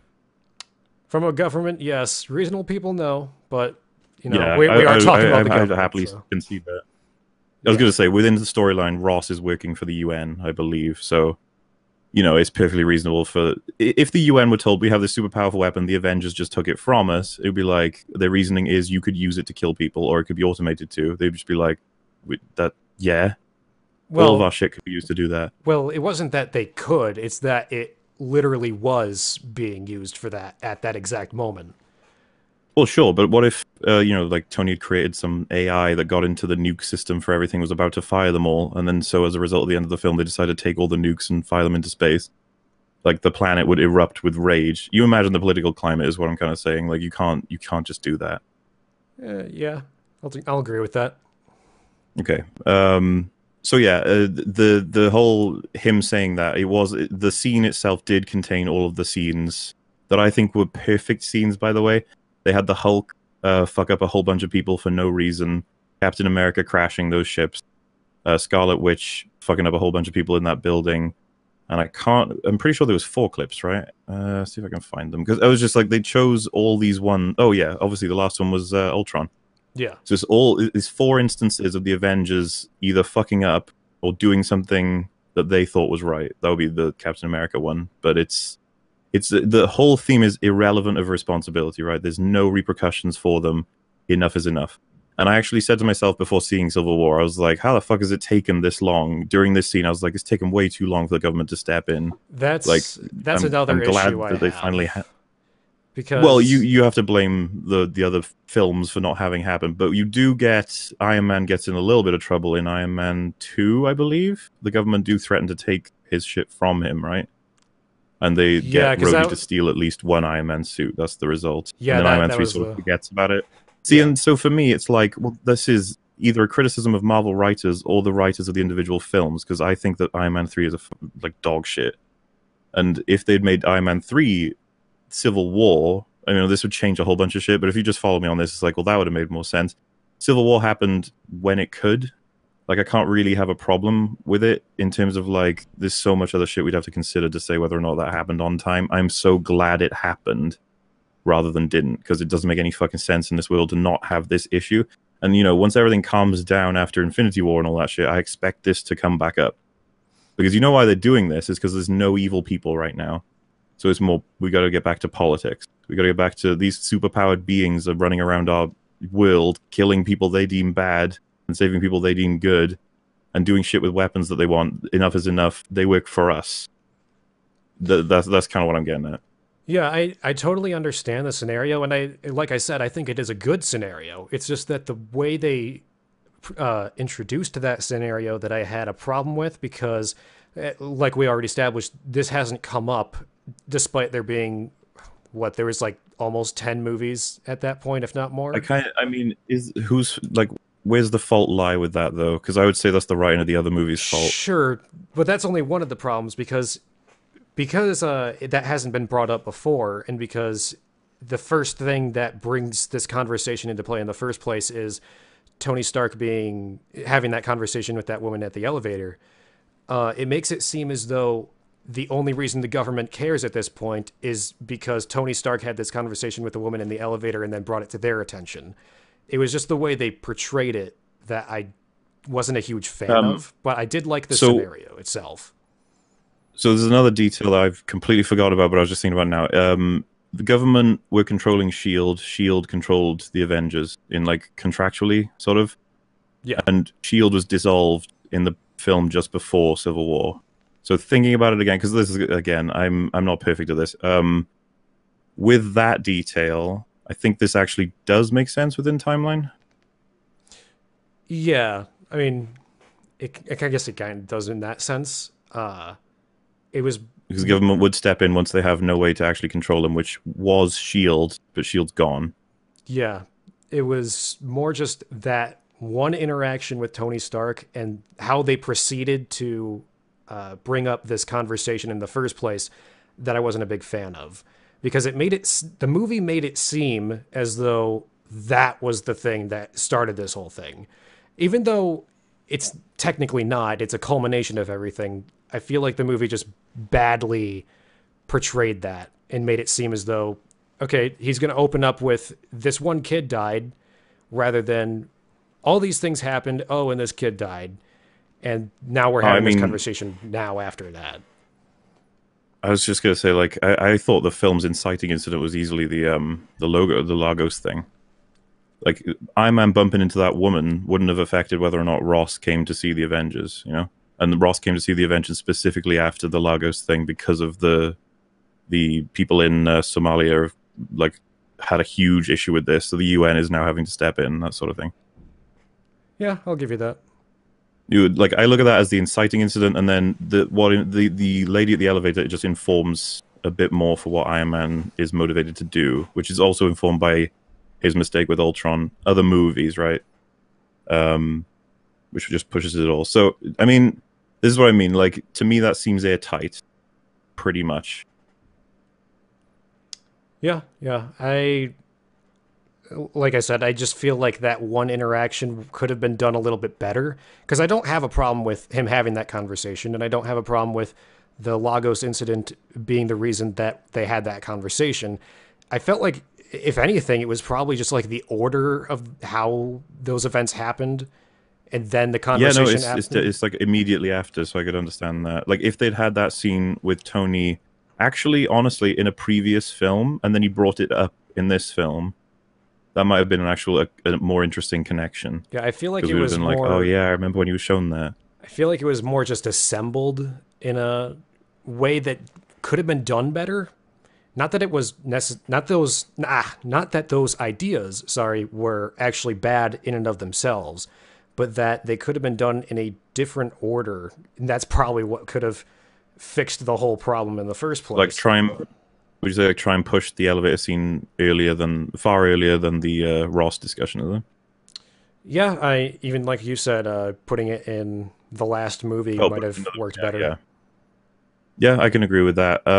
All I would say is that that tweak, I would say like it just adds on a few extra. Like it's like a sort of nudge quality up, as opposed to like it's not really significant. I'm not saying you're saying it's significant. Yeah, I mean that's not really a huge part of the movie because more the biggest problem I have is that I feel like there's too many characters to be dealing with too many situations that lead to too many different movies rather than focusing on its own thing. Because the scenarios I'm perfectly fine with. And I actually did Hmm. think that the idea of the Avengers having to keep their powers in check and going against each other because obviously there's not going to be unanimous agreement on that subject. I did like that scenario. I thought that was actually pretty cool. It's just it felt like too cluttered to deal with that situation, especially when it only came down to like one battle and then that was kind of it for the whole movie. I mean, like I said, I totally am on board with how it would feel that way. I just feel like the film has given you all the information you need to explain why everybody's turned up. Sure. I mean, So like I it doesn't understand. feel. I understand why they turned up. That's not the problem. The problem is that I just think that it wasn't necessary for that many characters to take part in it. Yeah, I just be stuck at I don't know why it needs to be necessary, I guess. Well, there was another part that I wasn't too keen on. The all the I think it was everyone on Captain America's side ended up in a jail and they were in there for Hmm. like a day and then he immediately freed them. It felt like that was kind Yeah. of unnecessary to do considering that it didn't really change Oh, anything. uh, sure. Obviously, the point of it was though he was wrong. The Iron Man was well, no, the Captain America. Nobody was wrong. Iron Man was right. That I feel like we needed the prison scene to bring a bit more concrete perspective to Iron Man's side because he keeps warning that if they don't listen to him, they're going to end up being criminals. And like Hawkeye even used the he says the word criminals as well when he said like that's not supposed to mean us. And the last argument that Iron Man and Captain America have before it all breaks down at the airport is he says that either we take you in or a group. He says something like a pack of JSOC guys with no compunction about like I don't know beating the fuck out of you basically. Because as strong as the Avengers are, not only can they probably not win against the forces of Earth, but also why would they want to beat the forces of Earth? You know, that's the place they're Yeah. defending. I So understand why they did it in the movie in the context of the situation they were in.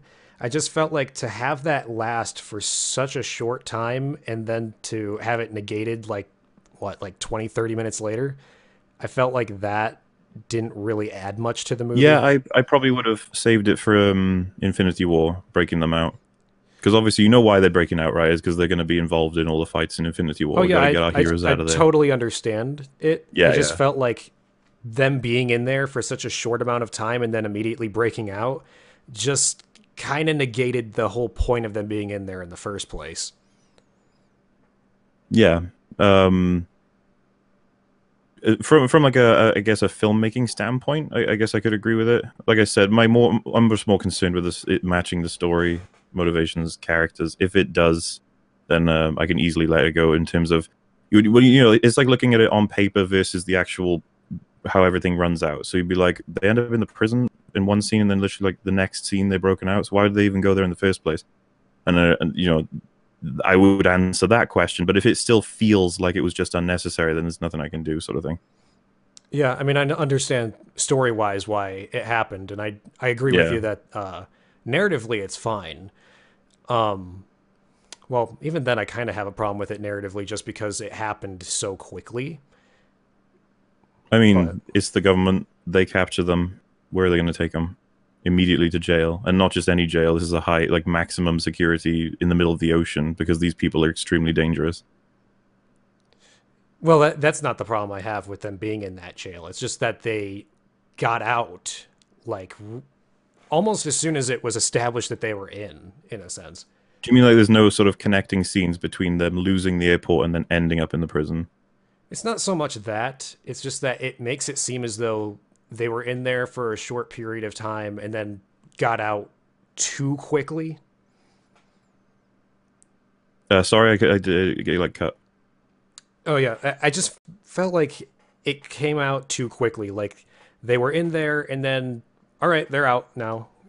I don't even think it showed how Yeah, Captain okay. America made it in there. Like as I get, it's sort of like a block. I can't do anything else with that. Yeah. Did it ever show how Captain America got in there in the first place? Because I'm pretty sure Oh, he was one of the guys that was supposed to be I have there. a problem with that. I don't see. I could understand Tony doing it. I don't see how Captain America did it really, and I don't know if they're going to explain it in Black Panther, as in he used Black Panther's technology or something. But I don't see how Captain America, without his shield, manages to not only break into, but destroy all the guards and then break out them. It happens in like the last like 10 seconds of the film. So to me, I was just like, okay. Or just how It he looks got to there me, in the first place, because it's in the middle of the yeah, ocean. that too. And No, I completely agree with all of them. I could I could believe it if they just gave me anything. There's no reason why Captain America would be able to pull that off. Even if they actually argued that Tony helped him, but they don't. Tony has no idea this has happened, as far as I can tell. yeah, the movie definitely didn't make it seem like he knew that was going to happen. And even if he Yeah, he did, looked it like wouldn't he make didn't know. sense. It wouldn't make sense for him to just Yeah, no, it let wouldn't. happen. It's balked, and I'm pretty sure the only reason it happened was so that they're free for Infinity War, which is a cop out, and that's yeah. I'd happily agree that's a bad piece of writing. Yeah, I'm perfectly fine with them being in the jail. It's just that it played such an insignificant role in the grand scheme of the movie that it could have just not happened at all, and it wouldn't really have changed much. Yeah, my perspective, like if we had watched it together, right, and you'd said that, I'd be like, my perspective is, I thought it was kind of goofy that there's this, because I think Iron Man even says like enormous terrifying ocean pokey, that's what he describes it. And I was like, when you see it, you're just like, what the and then it's gone, and you're just like, okay. But like I said, like my brain sort of splits it in two. It's like I could feel that about it, but I was like, but quality wise, yeah, it's fine. I can assume the government have this place, it's even as ridiculous as it is, or they built it as a precaution for the heroes that are defending them going rogue or something, or potentially for the Hulk. That could also make sense. I didn't And so really they just have ended too up much. there immediately. I didn't really have too much of a problem with the concept of it. It was, Yeah, yeah. I mean, there's already been enough ridiculous things in the Marvel universe. That's probably like one of the least. Yeah. I mean, we got Probably. flying aircraft carriers. That's a little bit more ridiculous than the I've always wondered underwater how they'd hero. create enough power to be able to float when those things look enormously heavy. Like it's fans, right? Like turbines. Yeah. I'm not really a big fan of the look of them. I feel like Yeah, a no. flying aircraft And I carrier also looks consider them kind to of be like the stupid. bombers in Star Wars because they seem huge and they get destroyed easily. Yeah, like little paper mache ships. Like, do you remember Hawkeye fucks it up completely with one arrow? Uh, what movie was that in? Like he has an Avengers? explosive arrow. That's Avengers. He puts it into the turbine. I think he fucks up one of the turbines, and then someone else fucks up another one, and that's what brings it Oh yeah, down. from the And I first just remember movie. Yeah. thinking, like, Jesus Christ, Hawkeye, you're a powerful guy. Yeah, I have to admit, Mister, he has explosive arrows, and you managed to use one to completely like screw the aircraft carriers. They need Yeah, shields, it does seem like really good shields. it does seem like if you're able to like literally make an aircraft carrier fly, as ridiculous as the concept of a flying aircraft carrier is, that it would have a little bit more hull integrity than like just Yeah, one yeah. exploding arrow. And granted, it is exploding, but Yeah, and that's the kind of shit you get with Marvel, like a lot. That's that's the kind of like weak writing you get with them. Just trying to think like so I don't know if it feels like I'm kind of skipping, but I do want to talk about the end conflict between Iron Man and Captain America. I remember you having an issue. There's some kind of issue you have with it, right? it was more just how that storyline, particularly with the Winter Soldier, was just really pushed to the side and like almost not even there for most of the movie. Um, this is weird. I've not actually, because that's the first I've ever really heard of that is from you. And not to say that other people don't share it, I just haven't heard it. So like, I'm not really prepared. I just like, he's Bucky is sort of he was the bad guy ish. He was sort of like the hand of the bad guy in Winter Soldier, wasn't he? And the history was going to be, we find out that he was brainwashed. So you're kind of expecting like a film focused on like maybe a Bucky film, is it? Or Maybe not like one focused all specifically on him, but I felt like for putting so much emphasis on him in the second movie and him just being kind of because he just leaves after he drags Captain America out of the river, right? yes, that is the last I Yeah. think we've seen of him up until this movie. Yeah, and I mean, I guess you can argue that like he got a conscience then and then stopped going back, or did he go back to the people that were brainwashing him after Oh that? well, so he was cut from the brainwashing when he saved Captain America because otherwise why would he? And then he Okay. went into hiding, is what Civil War is telling us. Okay, yeah, I didn't really remember if he went back there or Yeah, yeah. not. But I feel like it should have focused a little bit more on that because there's so much interesting stuff behind that storyline. And for him to play such a hugely important role in The Winter Soldier, obviously, since, well, it's named after him, Mm-hmm. it just feels like to make the following movie about something to do with the Avengers and not him just kind of rubbed me the wrong way because I feel like they could have done so Um, much more cool stuff if they focused more on his story, especially with that personal aspect with Iron Man's parents dying. yeah, yeah. So if I'll cut out Iron Man for a second and then just sort of plot summary because I feel like there's quite a bit of Winter Soldier. So let me just like so we go. The place is blown up with the Somalian king. We find out Bucky did it, quote unquote. So then we need to find him. He gets flushed out. We do find him. He has no idea what's going on or who's responsible for it, but we get him arrested. Okay. We also know all the history from the other films. We're like, there's seriously something going on here. We just got to figure out what it is. The other guy is getting all of the notes and stuff. We don't know what that's about. But then we finally find out in the prison he uses it to brainwash Bucky again. So we're like, Jesus, like he still has this. And then once all that scene's over and Captain America actually gets him locked up in that weird like press thing, he does give us the history of the Winter Soldiers, which is the serum that he stole from Stark when he was creating the Captain America sort of serum, which I think was the point was it was like same but unstable. I can't remember the specifics of Captain America one's the reasoning for why he was able to you know not go crazy question mark I don't know. Yeah, I don't really But remember either.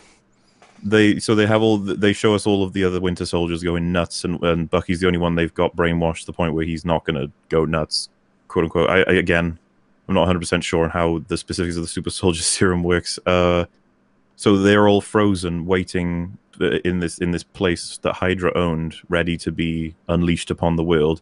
Bucky knows about them, and he wants to, I guess, stop them, sort of thing, along with Captain America, because they're going to represent a huge threat. And it's like, okay.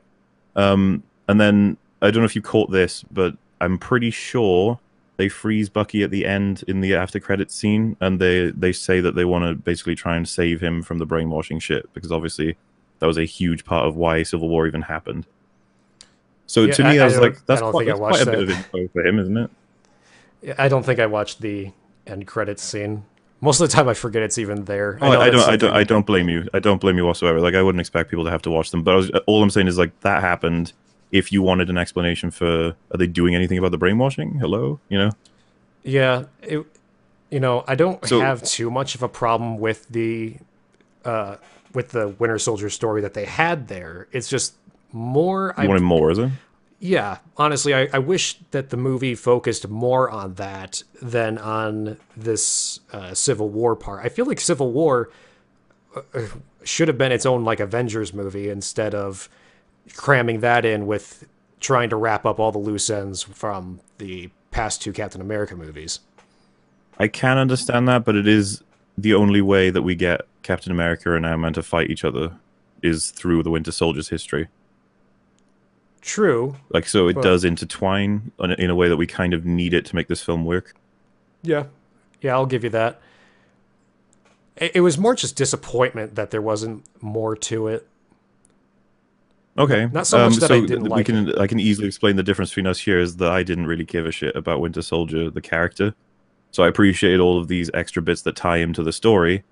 And I was like, oh, that works cool. But I'm concerned with Captain America and Iron Man. And this is definitely tied to the fact that I don't particularly like Winter Soldier, the film, that much. I like it, but nothing too serious because I was blown out by the writing in that film. But I'm not able to reference it because I haven't seen it in so long. So I'll just, let that go as like, it's fine. It's just that I didn't personally care about him that much. You definitely cared about him more than I did. I found So I didn't. It's not that I really had any emotional connection to him because he hasn't really been that established even when he was in the first Captain so America you movie. It was more just I you just invest in found the story, is it? it was more just I was really interested in the character and him as a villain. I thought that was a really cool part of Winter Soldier. And I wish that they had more of that in the third movie rather than just kind of made it a B plot. I felt like they could have made a whole movie based off of that instead of putting Yeah, two because movies in I would one. agree with you. Winter Soldier is essentially all about the Winter Soldier's history and his use as I can't remember what the boss is trying to sort of start. This is my issue. I wish I knew what happens in Winter Soldier better because I could at least sort of empathize with concluding his story better. But like I said, I just didn't really care about him. So to me, it was sort of like what they did for him in Civil War was just like, yeah, that's a pretty decent explanation of the history, I guess. I kind of Like felt the I wasn't. same. I felt kind of the same way, not quite to as radical of an extent, about uh, how they concluded the Winter Soldier storyline in Civil War as I did with what they did with Snoke in The Last Jedi. I felt like they set up all this really cool potential to do something really cool with him, and they just kind of didn't really do much with it. Obviously, The Last Jedi was way, way worse. But I was gonna say, yeah, it's not oof. comparable. It's more just I felt like they had a lot of potential to do more with it, and they just didn't really do anything more with it. And I felt that was a little Um, disappointing. yeah, because I was gonna say, we're pretty much locked there as well. Because like I didn't personally feel it was that bad. Is there any sort of criticism you can give to the writing in terms of just how it went down, or where they made any kind of mistake? Because Like like obviously I can't change how you feel. like throughout the whole movie, or that plot line in Oh, particular. with just the Winter Soldier sort of part. I don't think. Well, there was one point that I had a little bit of a problem with.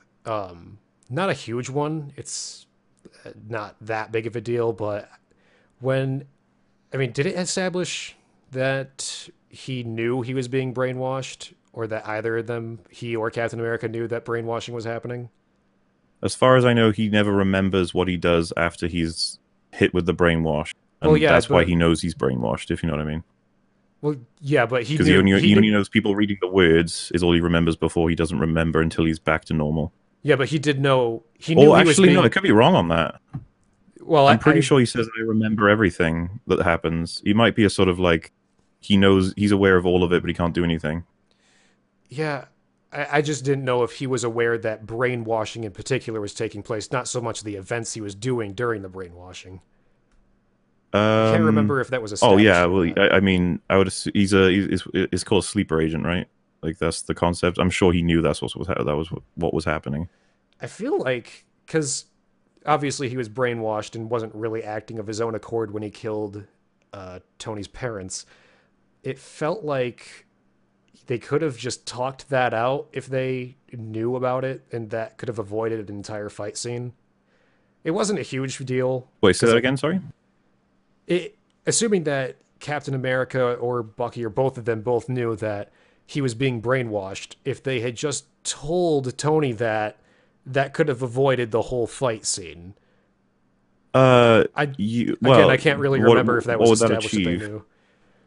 No, I was Well, gonna, so what, he's brain. So we've got a character who's brainwashed, who's attacking everyone. What use is it to say that guy's being brainwashed? It's like okay, but they still have to fight him. he wasn't in that whole brainwashed state when they fought, so they didn't really need to fight him at that moment. But if Hmm. the whole reason that Iron Man attacked them in the first place is because he found out that he was the one that killed his parents, and I feel like Oh if right. they Oh just sorry. What scene are we on? Is it you talking about the end now? Yeah, the end scene when they're fighting. Oh, so are you arguing that you feel like it's a little bit silly that Iron Man would have had a problem with him when he was obviously brainwashed when he did what he did? Yeah, and the problem I have more so is that if Bucky and Captain America knew about that at that point of time, then they could have just told him that, and he'd be like, I mean, assuming that Tony Stark's like halfway rational, he would have accepted that response and said, "Okay, I mean, I can't really forgive you, but that's not as though you were in control at that point." It cut out like in the middle piece of what you said, and I think it was like the most important bit. Sorry to have to get you to repeat it. So yeah, well, luckily I'm still recording all of it, so maybe it'll do. Yeah, it was more so that I felt as though if both Captain America and the Winter Soldier both knew, or at least even just one of them knew, that the brainwashing was taking place, then they could have talked to Tony Stark about it and said, even though he did kill your parents, he wasn't in control. He was being controlled Right. by someone else, which, you know, whether he accepts that apology or not, that's a totally different thing. I Yeah. felt like they could have at This is least talked this is a about that, crux though. of the film. I know I get where you're coming from completely, but there's I don't see how any other reaction could have taken place for Tony. Um, so I'm just gonna like I'll just rant for a little bit because Tony's just he's my favorite character in all the Marvel series. He's pretty much just nailed, and with all the development they have, it's exact. Okay, so opening scene we have Tony with MIT giving them all their budgets funded. And even the girl at the elevator says, "Does that help you with your conscience?" That sort of thing. And it's like that probably gives you an idea of why Tony's doing that. But he also shows off a new piece of technology he's developed, which allows him to you can relive memories, right? And so the scene plays out. It's parents, and they're saying things that are a little bit strange. Like his mum literally says to him in the memory, when he's looking away from his dad, he's like, "This is the last time you're going to see him. Tell him you love him."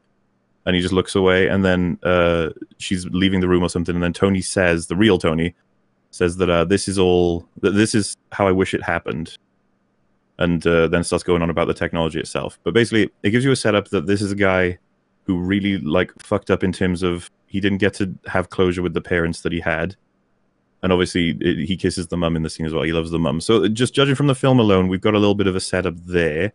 In Iron Man 1, 2, and 3, it's established pretty strongly that he has father issues. I think it's Iron Man 2 that he's rejected from his dad in terms of doing anything, like game-wise, I think. I don't think that was in 'Cause Iron Man 2, because I don't think his parents were even mentioned in that movie. I think that might oh, have it's been. definitely Iron Man 2, because he has to, his dad has the secret to making Oh something. yeah, Remember, like, yeah, Samuel Jackson gives him, like, a briefcase, yeah. and it's got, like, Now I know what you're talking about. I forgot about that. it's like a video that plays and it's got Howard in it, and I'm pretty sure we had Tony like runs in on the screen and he like wants to play with him or something, and he's like, "Get out of the way," and like Tony's watching it. The point is his dad cared more about his work than Tony, Yeah, and Tony loved him. And then we've got the scene where Captain America argues with Tony in the boardroom or whatever, and he mentions that he's having trouble with Pepper, and he says that his dad always managed to maintain everything with his mum despite going through all the business stuff. And then Captain America comments on how much he liked Howard. And then, like, Iron Man has this, like, almost vitriolic response where he's like, "Yeah, I hated you," because his dad idolized Captain America. He didn't want anything to do with Tony. And so they had a chaotic relationship where he wanted to love him, but he couldn't work out, sort of thing. There's a lot of scenes that really bolster it, is kind of what I'm getting at. And so you got that, plus the fact that he loves his mum, plus the fact that Tony is this narcissist, stays to himself person, really awkward with people when he's not insulting them, all this different shit. And it's all because of the fact that he was completely alienated from his parents, as well as they were killed before he could do anything about it. And now he's been shown a video of the guy who did it, and he's right next to him. So the last thing he does with all this information is ask if Captain America knew. Now, Captain America did, but he didn't tell him, as he justifies at the end of the film, is because he was trying to protect him. But then he said, to be honest, he was just protecting himself because he didn't want to have to.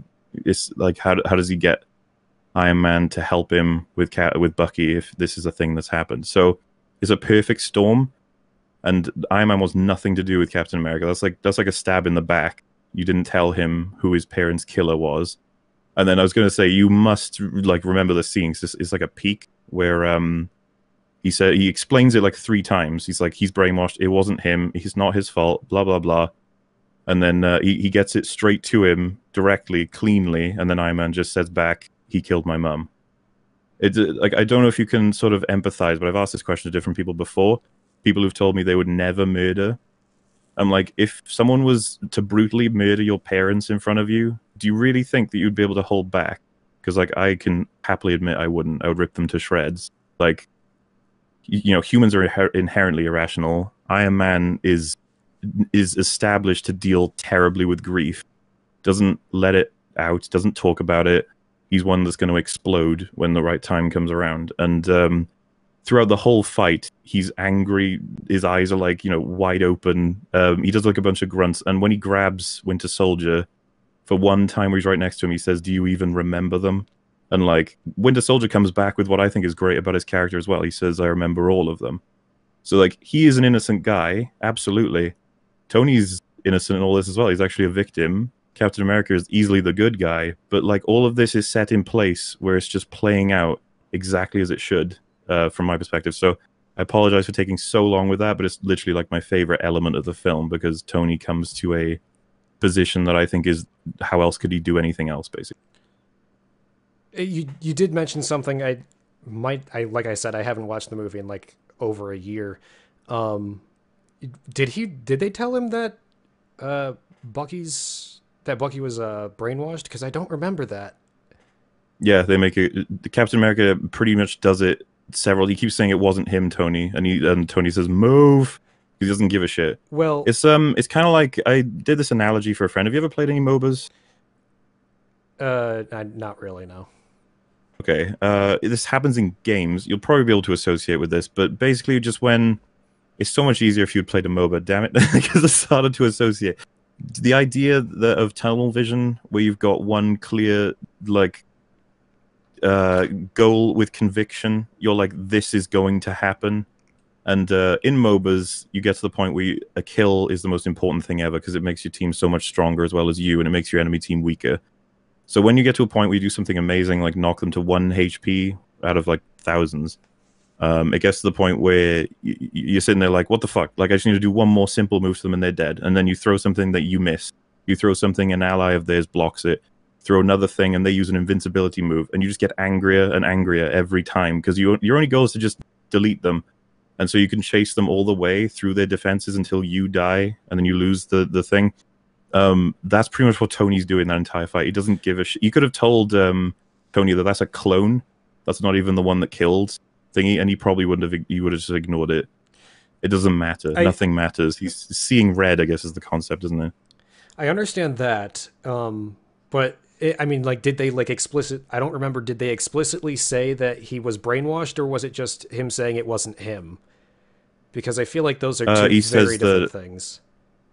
He says the last argument he gives him for it, from memory, is that, you know what, fuck it. If you give me like 2 minutes, I'll be able to tell you what the line is. Because I remember, because I can't quite remember it myself. Because I do remember him saying that it wasn't him. I just can't remember if he actually told him that he was brainwashed. Because I feel like if they said specifically what happened rather than just saying it wasn't him, which could imply that it was just like that was a different part of his life, I feel like. Oh, sorry. He doesn't actually. It's not the last line he says to him is that this won't change anything. Sorry. So it's not to do with the brainwashing thing, but he does scream at Tony, like, you know, there's only the one time I know for sure, but I'm pretty sure it's more than one. But he keeps saying it wasn't him; he was controlled, and like, I can't remember if he actually. It's a good point. I can't remember if he explains to him after the whole situation in the gym and prison. You know, when he's in the block and he's brainwashed there. Yeah. But Tony does find out about the whole, like, he was innocent in terms of the attack on the T'Challa's people, at least. But yeah, he tells him that it wasn't. The line is there. I guess is what it comes down to. He tells Tony that it wasn't Bucky. He wasn't the one who did it, which, to be honest, isn't even true. But that should be more than enough reason for Tony to stop trying to kill him. You know, but it won't be, because Tony's not going to listen to anything he has to say. Yeah, I mean, As much as we talked about this one point, I like I said, it didn't No, it's really. super important. Yeah, I mean, Like it I didn't think to the film is really. super.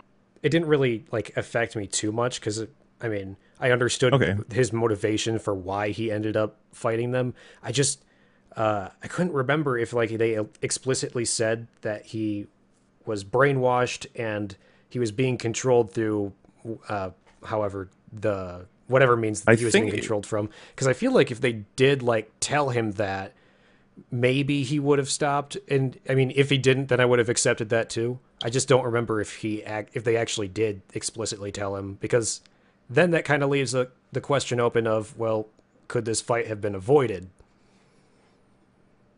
Um, what I'll do is I'm pretty sure the line has something to do with Hydra. Yeah, there you go. Sorry. I was like, thank God, my memory is that good.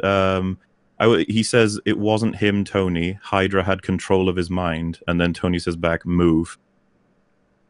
Oh, okay. Well, I'll So like, accept I'm that. not saying this is like gotcha. I'm satisfied because I was like, he did say Hydra. I completely forgot, but I like a niggling memory of it. No, like I said, I So yeah, mean, I should have watched the movie last night. I just haven't watched it in such a long time. I didn't it's remember if they totally actually said that. honestly, man, it's okay because this is not a winning losing thing. This is literally just I'm interested in trying to sort of raise the film's quality in your eyes, if you know what I mean. Well, it raised that part at least.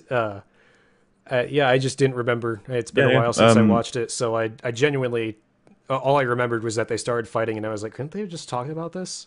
So I didn't. Yeah. Okay, well, you got the proof for me there, so never mind on that point. That's cool. So is there more? Because yeah, I should probably just sort of pivot to. Could you think of a most significant problem, and more so in the writing as opposed to something like additional characters or not that you said is significant, but like color grading, I can't do much with that. I mean, like I said, I don't really have too many like huge issues with the movie because I don't think it's a bad movie, and I do understand why people like it. I know a good chunk of it comes down to the fact that Marvel movies for me just aren't as interesting. I mean, there are ones that I liked. I really liked the first Iron Man. I really liked Winter Hmm. Soldier. I had problems with Doctor Strange, but ultimately I liked it. I liked Guardians of the Galaxy too. There are movies that I actually do like from the MCU. It's just that for the most part, it is part of my personal preference that I'm not a huge fan of them. Yeah, no, and honestly, So I think this has been a good conversation. And I totally understand. I could understand anybody not wanting to watch any Marvel films because of there are genuine problems. There's a genuine rot that can travel through them, especially if you can spot patterns yourself about certain things that they do. I can get past any of that with the element of I love watching superheroes do superhero things. However, I have no compunction about literally watching one of them and going, well, that was shit. And I have in the past. But Civil War kind of blew me away, as nitpicky as I am with story plot, like as anyone would have seen with the Star Wars stuff. I couldn't like every time I looked for stuff to sort of criticize in Civil War, it either was fine and answered somewhere, or it would end in a sort of like, oh, well, yeah, but you could sort of solve that with a small tweak. So, So I was like, how do I be honest with myself and not say that this film is like basically it's the best assessment I've ever had of a Marvel film, so it's the best Marvel film to me.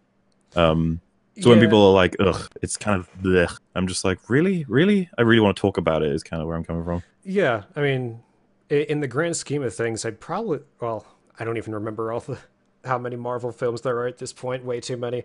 Um, Wait, too. I I wouldn't call it a bad movie. I'd call it like like a all right movie. It's just part of my personal preference that I don't really like Marvel movies in general, but I Yep, makes don't. sense.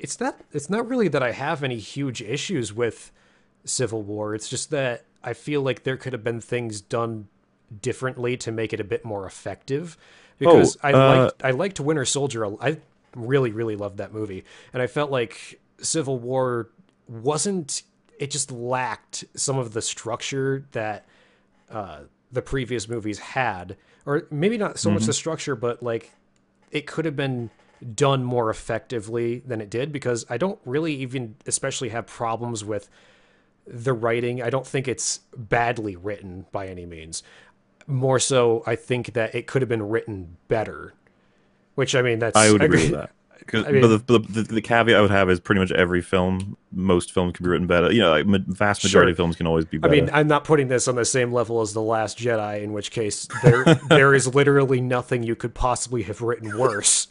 I was gonna say any change you make to the film has to be for the better. It's like, how could it not? Yeah, I mean, it's definitely not in that case. And I know the criticism. I'm sure there's going to be 1,000 comments both on my end and on your channel of people saying, "Oh, well, he just wants it written better." That's a terrible criticism. It's not really so much of a Well, criticism, so much as wait, it just hang on. Like, in your defense, caveat, like, there's going to be a bunch of arguments on both your and my fan bases bringing up where I'm wrong. Plenty of places that I've missed stuff. And the thing is, I'm just one guy.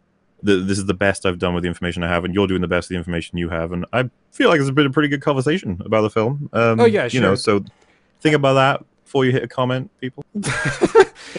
Yeah, no, it's not so much that I know that saying I think it could have been better isn't really saying too much. It's just that personally, for me, I didn't feel like the movie was as great as people make it out to be. And again, yeah, I know that's not exactly super critical, but this Civil War wasn't really one of the movies that I had too many huge, gigantic issues with. I mean, Well, so there's one other thing I just remembered from watching your video. You did say that sort of nothing really happens as a result of Civil War. yeah, I feel like it kind of just. I mean, I feel the same way with Civil War as I do with a lot of movies in general, especially if it's like in a trilogy, like Empire Strikes Back. It's another great example of it. Just it doesn't really seem to have changed a whole lot by the end, especially with them all breaking Yeah, out of yeah. jail anyway.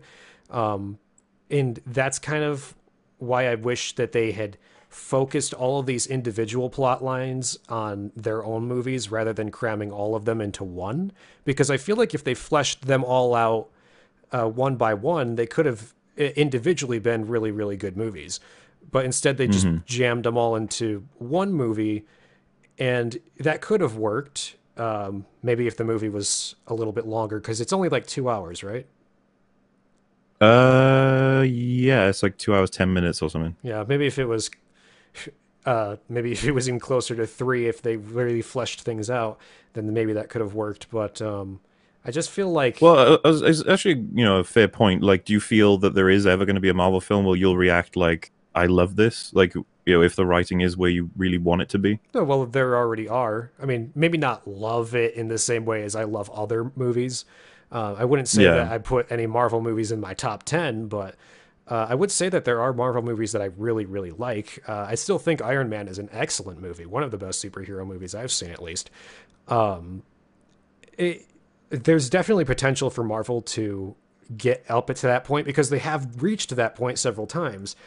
It's just that for the most part, the majority of their movies, to me, feel like they don't really make any attempt to push the bar forward so much as they just like to stay in their safe little bubble and keep making Yeah, kind I of could, I could generic definitely movies. understand that. I mean, to be honest, dude, I went through a drought with Marvel.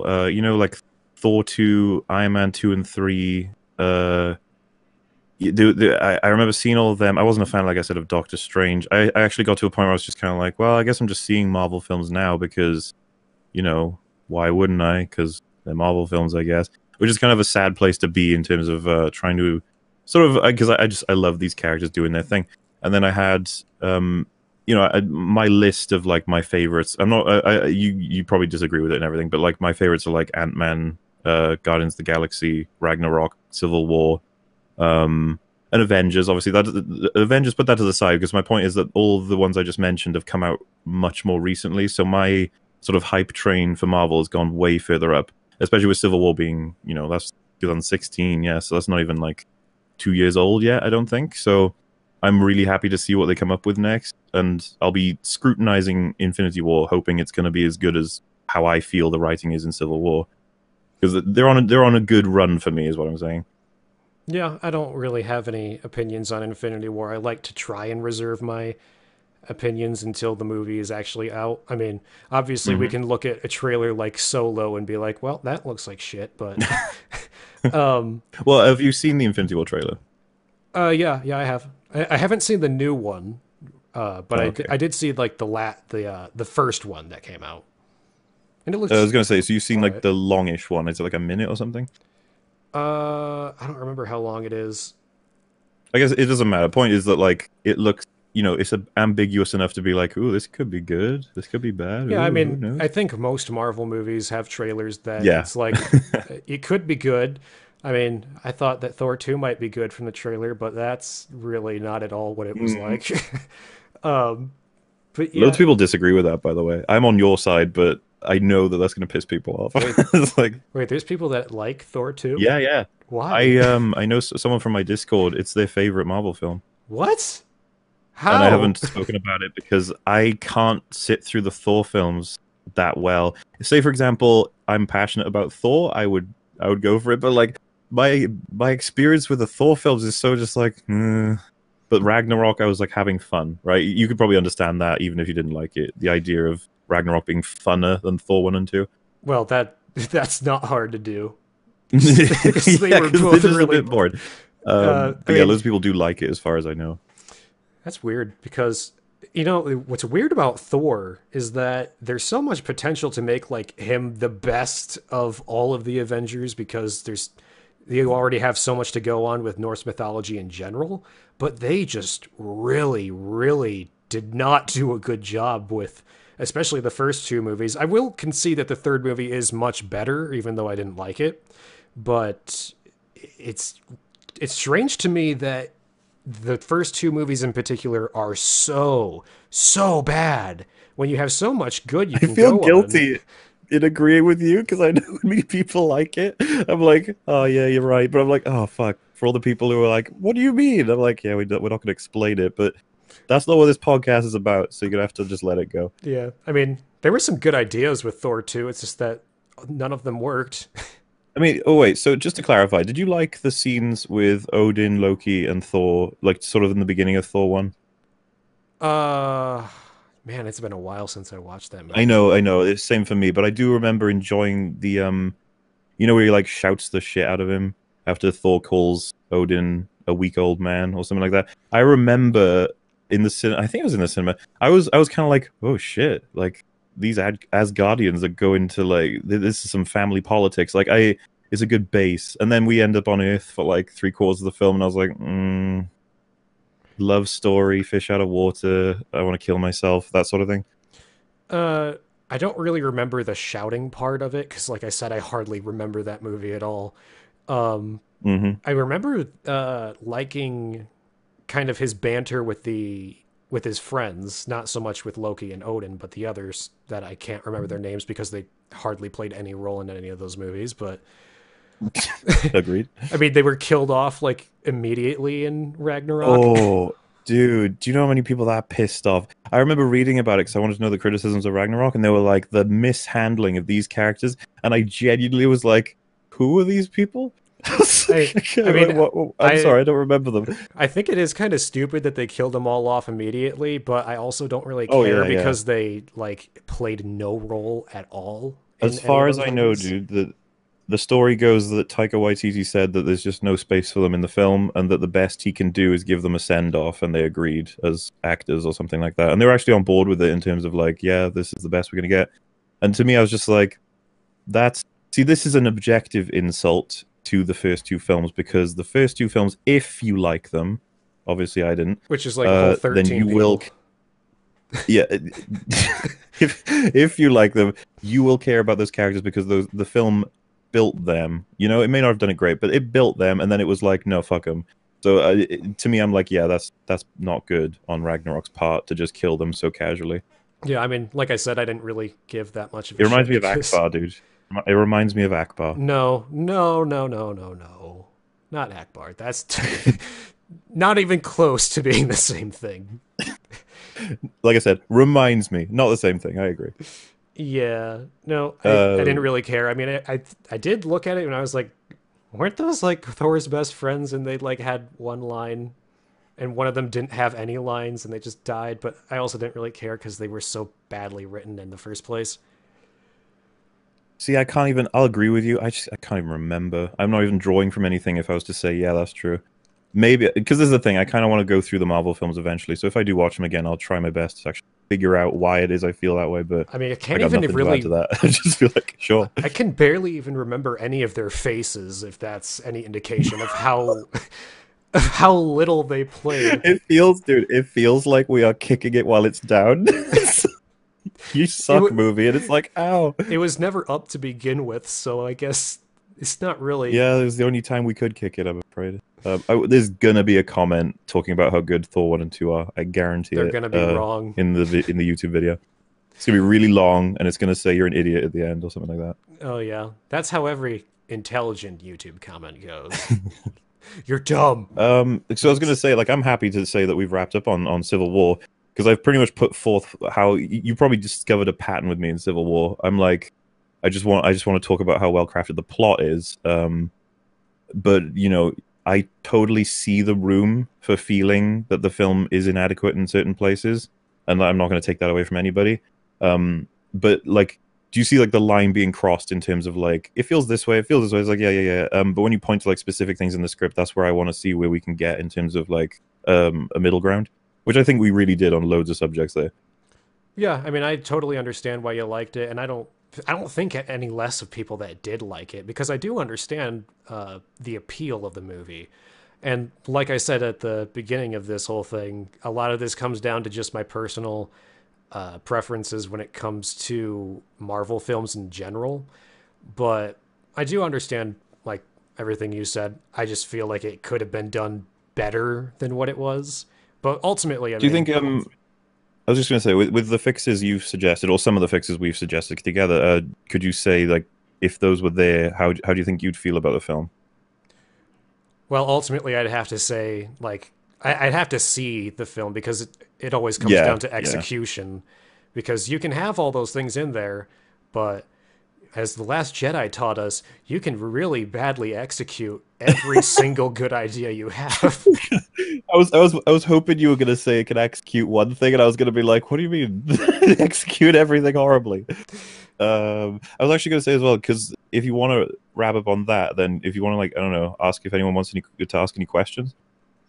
I don't really have that many questions.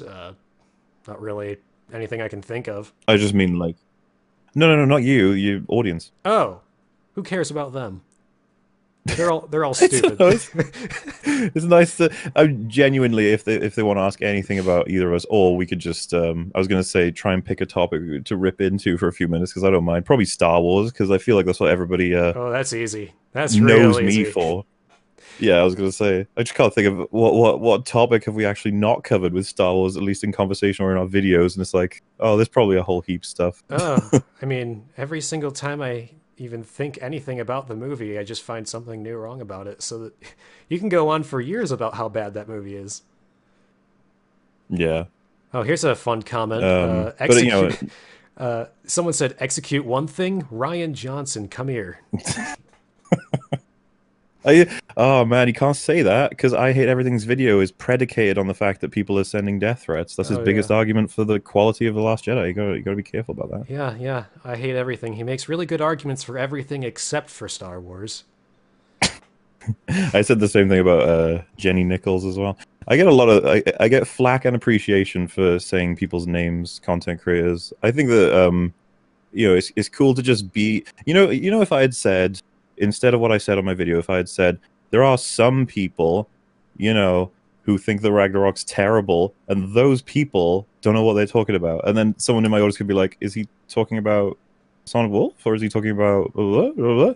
I just feel like it's almost like a Weasley prod, like you want to poke someone and run away sort of thing. Yeah, no, I like I said, I found your comment on me in your video pretty funny. So, Well, and good. then you have I hate everything. He puts in a bunch of thumbnails, and I'm so glad my thumbnail made it in there. That's fun. Yeah, like I told you, we both made it into Movie Bob's video. And dude, something I noticed, I looked back, I didn't tell you. Out of all the videos in the suggested bar that he, you know, changed the name of to be funny, it includes me and yours, but mine's the only one that has the red bar underneath it, meaning that you've watched through it. Oh, well, So he's seen my video. well, I can never obviously I forgive him didn't- for that. Just looked at I my imagine thumbnail, that he, called it good. No, he looked at my furry profile icon, and he was like, "No, never mind." which Well, is a see, some people totally could probably just reasonable. describe my video as clickbait, right? Unbridled rage, and you see Anakin's face, you're just like, is this guy going to shout through all of it? This could be interesting. And it just opens with like this posh ass British dude being like, I "I'm going to genuinely, go through the film." I really did Wait, think what? you were gonna like start screaming at the beginning. So when you actually made like really calm arguments, I was like, oh, this is totally different from what I thought it was gonna be. Yeah, because the rage is at the end was the point that I lose my shit at the end because of everything compounding, and that is genuinely. I don't know if you had the similar experience, but like I said, I was a bit shell shocked on first viewing, but I knew something was heavily wrong. But once I thought about it more and more and more, I just got angry. I was just like, how the hell did this happen? Yeah, I mean, as I was watching it, I picked up on things where I was like, that's really fucking stupid. It was after the movie ended and I was driving home that I was like, this is the worst thing I've watched in this whole series. It's terrible. I was about to say all I year, but like the that's not true. I like the idea that it's like it's not a good Star Wars film, sure, but it's a good movie. No, it's not. No, it's not. That's like If the most. look movies, That's how like. bad are movies that you think this one's good? I mean, The fuck? it's such a cop out answer too. It's like people say the same thing about. I don't know if you know much about the Halo games, but people say the same thing about the new Halo games. They're good games, but they're just not good Halo games. No, they're not good games either. They're really bad. It feels. They said the same thing because I've got a series on Dark Souls. They said Dark Souls 2 is not a good Dark Souls game, but it's a good game. But I was like, nope, neither. Quit doing this weird excuse. I It honestly almost haven't feels like played an Dark attempt Souls at an 2. olive branch. Yeah. Sorry? Oh, Dark Souls 2 is the only game in the series I haven't played. Don't. Don't. Oh, wait, no, you can watch. I know this sounds like a total plug, but I was just like, if you find my video entertaining enough to last more than 10 minutes, then give my series a shot. It'll give you every reason why you shouldn't be playing Dark Souls 2 in detail. Well, okay. And I know that people are going to be annoyed at me for it. Like they should be like, let the guy play it for himself. But I mean, I yeah, do own the game, so I probably will play it just because I feel obligated to because I bought it. But it's not even because I thought it was dude, you gonna. should stream it just so I can watch you suffer. Well, in fairness, the only Dark Souls game I've ever completed is the third one. The first one I like, but it just runs really badly, and that's like the thing. Yeah, that yeah. makes Wait, did you try DS Fix or? For some reason, DS Fix didn't seem to do anything. I mean, it kind of boosted the frames, but not by a whole lot. And I figured I must have done something wrong, so I uninstalled the game and took out all the DS Fix files, redid it all, and it just didn't seem to do anything. I don't know what I'm fucking up there, but it didn't. No, yeah, okay. No, that sounds frustrating. You gonna give the remastered one a shot, maybe then, because that obviously run better. Oh yeah, I'm really looking forward to it because I really want to complete the game. It's just that how badly it runs, which is weird because I mean, I don't have the greatest high-end PC ever, but I am able to run like most games on at least high to ultra at 60 frames. So, I mean, Dark Souls 3, I'm able to run just fine. So I should, in theory, be able to run Dark Souls 1 just fine. It's just that it doesn't run very well for some reason, even with DS Fix. So I am looking forward to the remaster because I do want to complete the game. I think the furthest I got, or no, I know exactly where I stopped playing. I was in that one area where it's totally black and you literally can't see anything. Oh, literally can't see anything. So that would be like the abyss sort of area, or unless you're talking about Blight Town potentially. No, not Blighttown. It's this like rocky cavern looking place, and you can't see anything like at all aside from like your little circle around you until like some enemy pops out of sorry, nowhere. it's Tomb of the Giants. Yeah, Tomb that of the one. Giants is what you're talking about. Yeah. I'm almost certain. Skeletons everywhere, or at least some skeletons. Yeah, I got lost in there and couldn't find my way back out, and I was like, I'm not doing this. I can't do it. Yeah, that is a killer for a lot of people of the game, and I don't blame you at all. It is tough. That game is tough overall, and it is a complicated thing to actually analyze. Right, I would say Dark Souls is incredibly complicated. There's so much to it, but do you find as a YouTuber that there is a shit ton of Dark Souls related videos that get super popular and just everywhere? Like they could be like 10 minutes long, and because I don't know if we sort of are in the same realm with this, but you do cover games, so I would have thought you'd have seen maybe this. Popular, like, just in general, like any other game, or Yeah, not like viral videos, but like everyone covers Dark Souls, and it oftentimes will be for about 10 minutes, and the title will be really enticing, like, should Dark Souls have an easy mode? Or what did Dark Souls get wrong? Or Dark Souls 2, is it really that bad? Like stuff like that, floating around all over the place. I mean, It's the reason why I made my series. I'm so fucking done with vapid Dark Souls videos that work for basically clicks, money, etc. I mean, I've noticed them. I haven't really watched any of them just because I didn't really have any interest. I don't. Honestly, I don't blame you. It's a pet peeve, I think. Anyway, I just hate it myself. I don't feel like I've seen so many that it's like abnormally way too much. I mean, You know what it is? I probably watch one of them, and then YouTube's like, "Oh, here's the remaining ones on YouTube," and fills my recommended. So I just think they're everywhere. oh yeah, I once watched. It was this video called. I don't remember exactly what the title is, but the basic idea is like this kid called his dad to explain to him that he's a brony. I don't know if you've Okay. seen that. It's a magical video, but after seeing that, I was recommended like 1,000 My Little Pony videos, and I was like, "Why are you doing this? I don't want this." I felt like I had to like Yeah. start watching murder videos to like get it off my screen. Did you get to the point as well? Because I'm sure you did, considering I saw it and loads of people that have. But you watched a couple of Star Wars videos going over the plot, and then you were like, your recommended is filled with so many different people giving their take on the film. Yes, And it's just like Star Wars rant, Star Wars rant, Star Wars rant. It was funny, dude, because I watched all of them.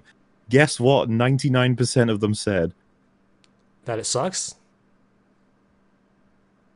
and I didn't hear a thing from you. I'm assuming you said I don't know. Tell me.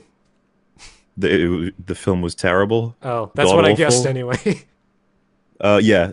So, point being, this stupid narrative about how everybody's just being loud who hates the film. I was like, what community of people are you with that all like The Last Jedi?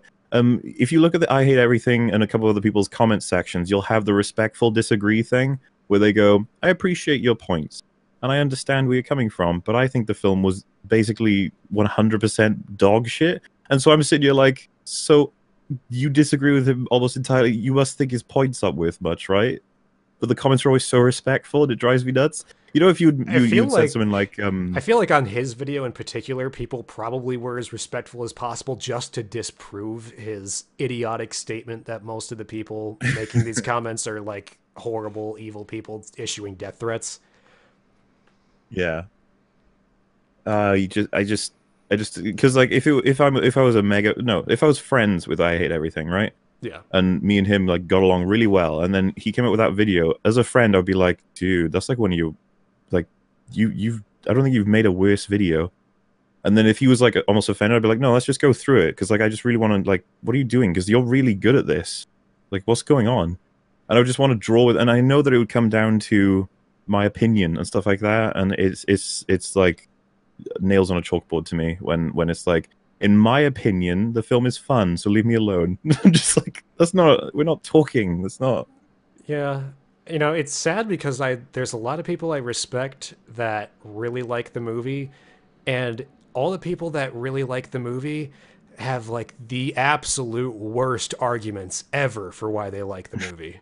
Like, Yeah, what a coincidence, right? it's like, Oh. it's like, you know, go ahead, you can like the movie. I mean, more power to you if you like this really terrible film that I feel like I wasted money on. But I mean, when your arguments all rely on ignoring every single criticism of the film, there's something wrong with your arguments. I'd say so. I just I don't know. I feel like, you know, like how bad the film is. Like, I don't know about you, but like I feel like, yeah, if I was to have a conversation with I Hate Everything for about an hour, I feel like I could get through to him, because there'd just be no way for him to go. But it's like I'm just sort of disheartened by the idea. It's like, but then again, maybe he's not an anomaly though. So many like higher up YouTubers are praising the film. And do you because I don't really buy into the whole they were paid thing. But like, what do you think about the whole, you know, idea that like there's some kind of conspiracy going on? I mean, I have literally been told in some of my own videos that I was paid, and I'm like, who's paying me? I mean, I was told that, no joke, when I was at 2,000 subscribers, and I'm like, who the hell would be paying a guy with 2,000 subscribers who gets like maybe a couple hundred views per video? Who would be paying me for my opinion on something? Um, clearly, the people who either agree with your position or disagree with your uh, I don't know, man. It's like it doesn't make any sense. So you probably don't really see hold much water into that idea, right? Because like you can call me naive for it, but I just think that everybody is having trouble being critical because it's Star Wars. I totally agree with that because, I mean, I had trouble being critical of The Force Awakens and Rogue One for that exact reason. It's that with Actually, yeah, I can time, agree with that. yeah, just with time, I was like, okay, I'm actually starting to listen to people's arguments and I'm actually really agreeing with all of them. And even though I still don't think The Force Awakens and Rogue One are especially bad movies, I mean, they're totally watchable and I think they're better than the prequel trilogy. There are a lot of problems with them. It's that this one in particular had so much wrong with it that even me, being a fan of Star Wars my entire life, could not imagine anything worse than what I had just witnessed for that 2.5 hours of visual torture. Yeah, when I was making my critique videos, it felt like I was peeling back layers until just this dam broke open, and I was like, "Oh God, this film is like the best lesson in how to do everything wrong."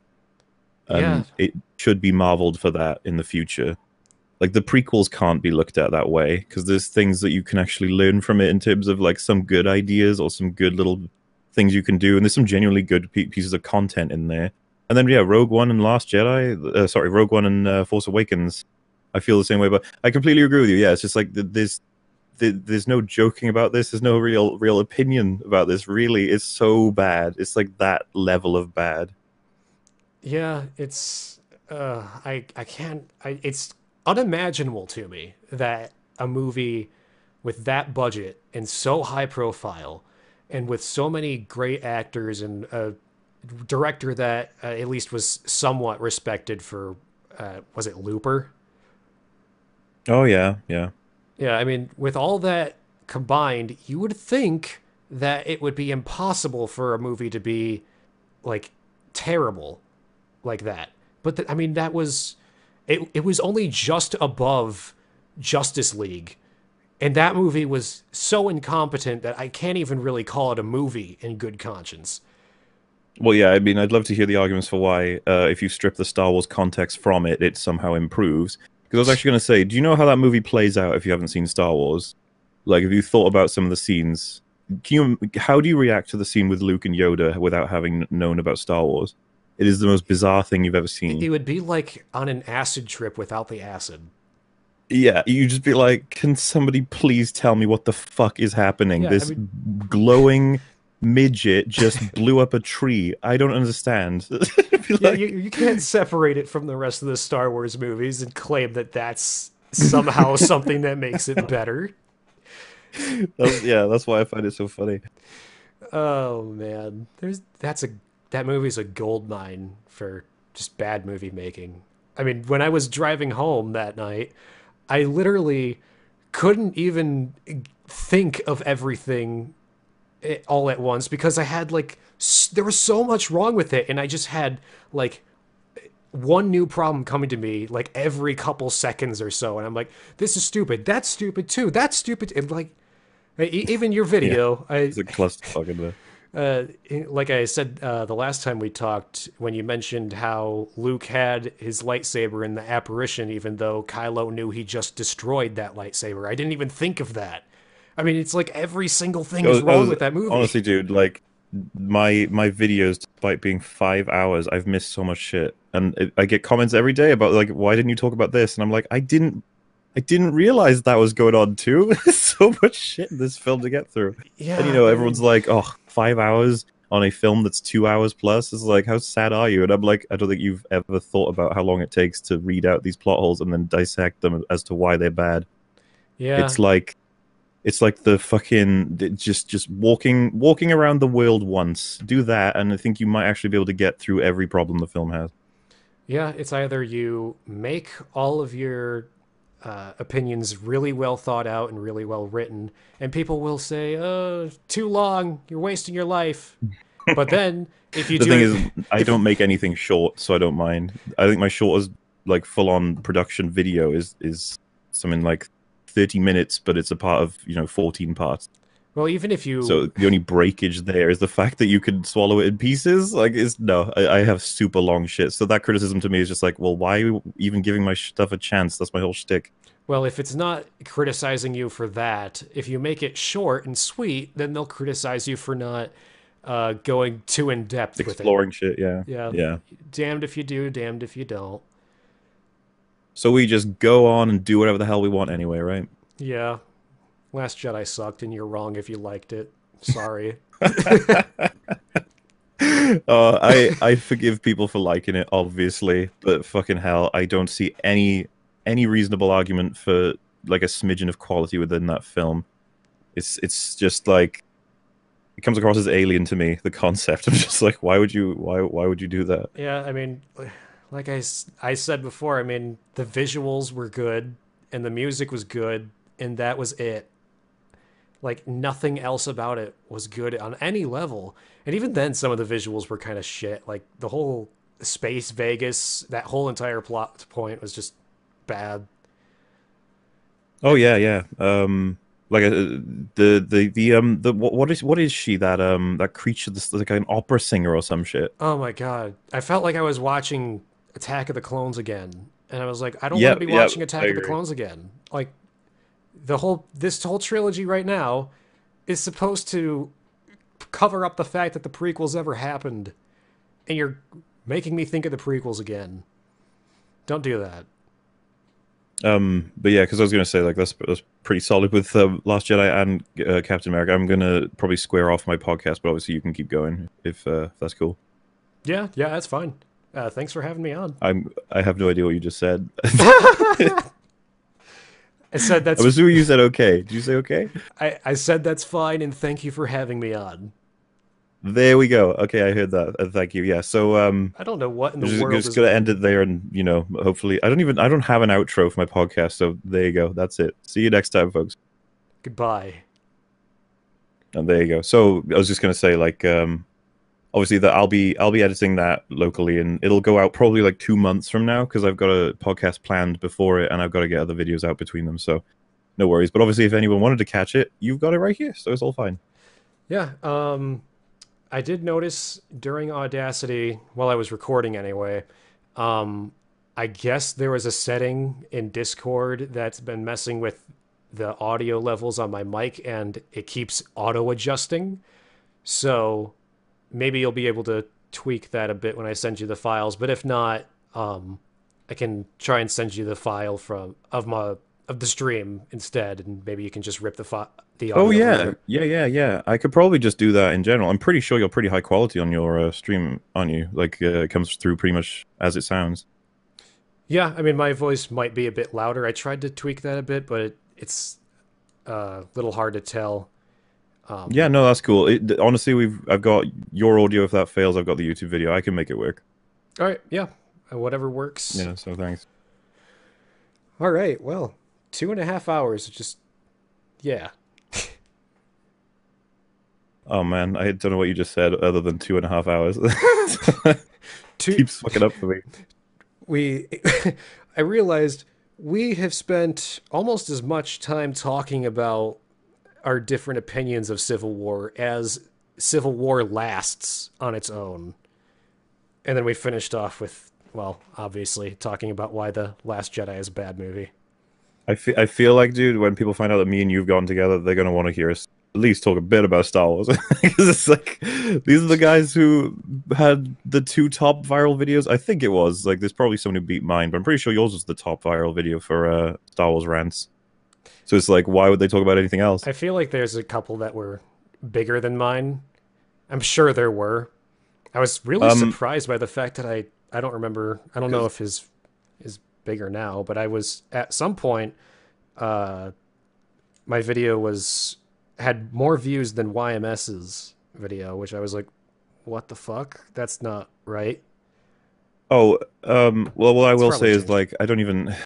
This sounds really biased. I don't even count YMS's video because it's so shit. It's like he put that together in like 6 minutes of like him going, the film's alright, there's a couple things wrong with it, people are blowing it up.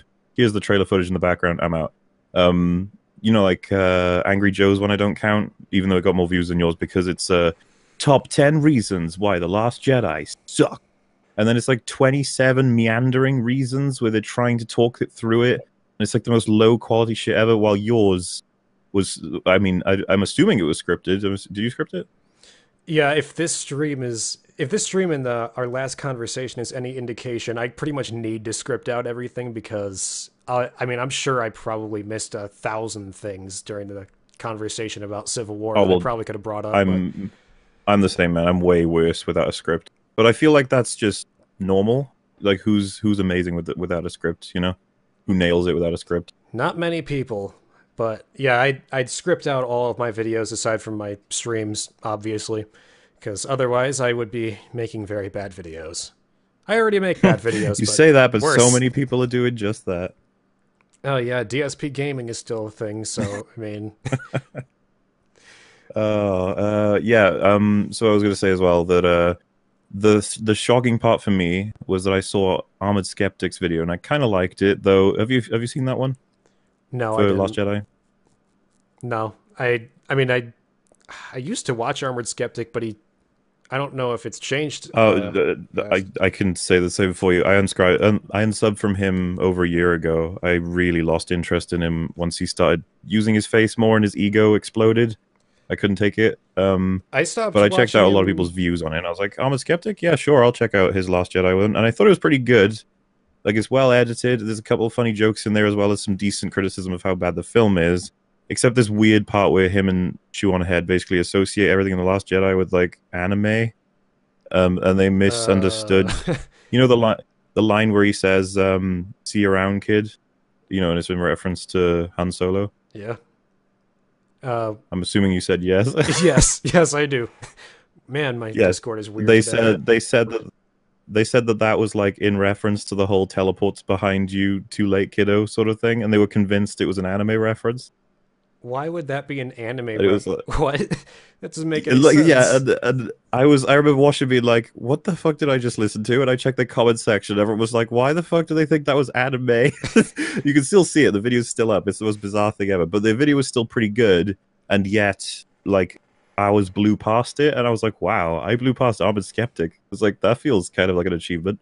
Yeah, it's strange. I just looked at the YMS video. I'm like over twice as many views, and that's insane to me. Yeah, that's awesome. Um, yeah, I stopped watching Shiwan Head Armored Skeptic.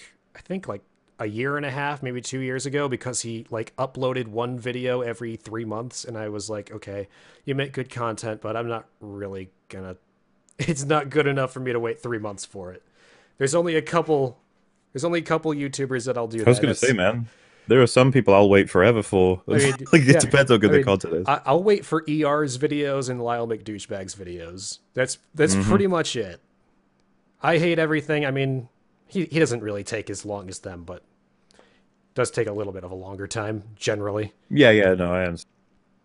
But there's very few Um, people I'll actually do that for, and they have to make really good content for me to like it.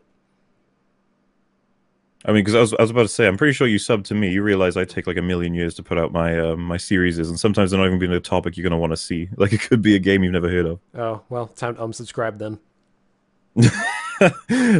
I don't blame you. I'm a very niche thing. But Star Wars I'm happy to cover, so at least I'll satisfy my audience for that. Yeah, no, I mean, you made some pretty good videos. I haven't seen all of them. I've only seen your first and your last Jedi videos. But even when after I put up my review and I saw your first video, I there was like 4 or 5 times throughout the video where I was like, man, why didn't I say that? Felt like really stupid. So much that Um, so wrong with that movie. Yeah, yeah, that's the thing. It's like you can have that perspective. Like, why did I say that? But it's like you'll be saying that until you're dead. It's like it just keeps going. There's gonna be something new someone finds. This is why I'm convinced the film will not age well because it's just like it's impossible. Man, Um, it's crazy to me because Ryan Johnson is signed on for a new Star Wars trilogy by yeah, himself. dude, that's arguably terrifying as a concept that we'll have to see three of his films. Well, you don't have to, obviously, but the idea alone, it's like, why does the world have to suffer this? I It's like, why mean, did you force this to happen? I can only hope that Disney like gets any level of common sense and says, maybe we should not do that because that's a horrible idea.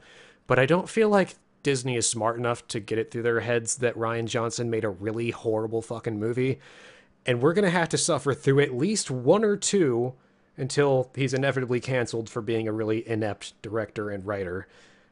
Ryan Johnson Yeah, movies. because this is the thing, man. As much as it would be like Disney was satisfied with this script, my response to that probably every single time would be they're concerned with him making money, and he makes less money with this film. Full stop. That's just the way it is because he's killed a huge part of the fan base, as well as people aren't going to be buying this when it comes out. They're not going to be re-seeing it in the cinema, even though a bunch of idiots did just because they wanted to prove that like you gotta watch it multiple times, otherwise you can't fucking comment on it 'cause you have to see it multiple times to understand it. Like I Hate Everything said it was his third watch that solidified his perspective that it was a good movie.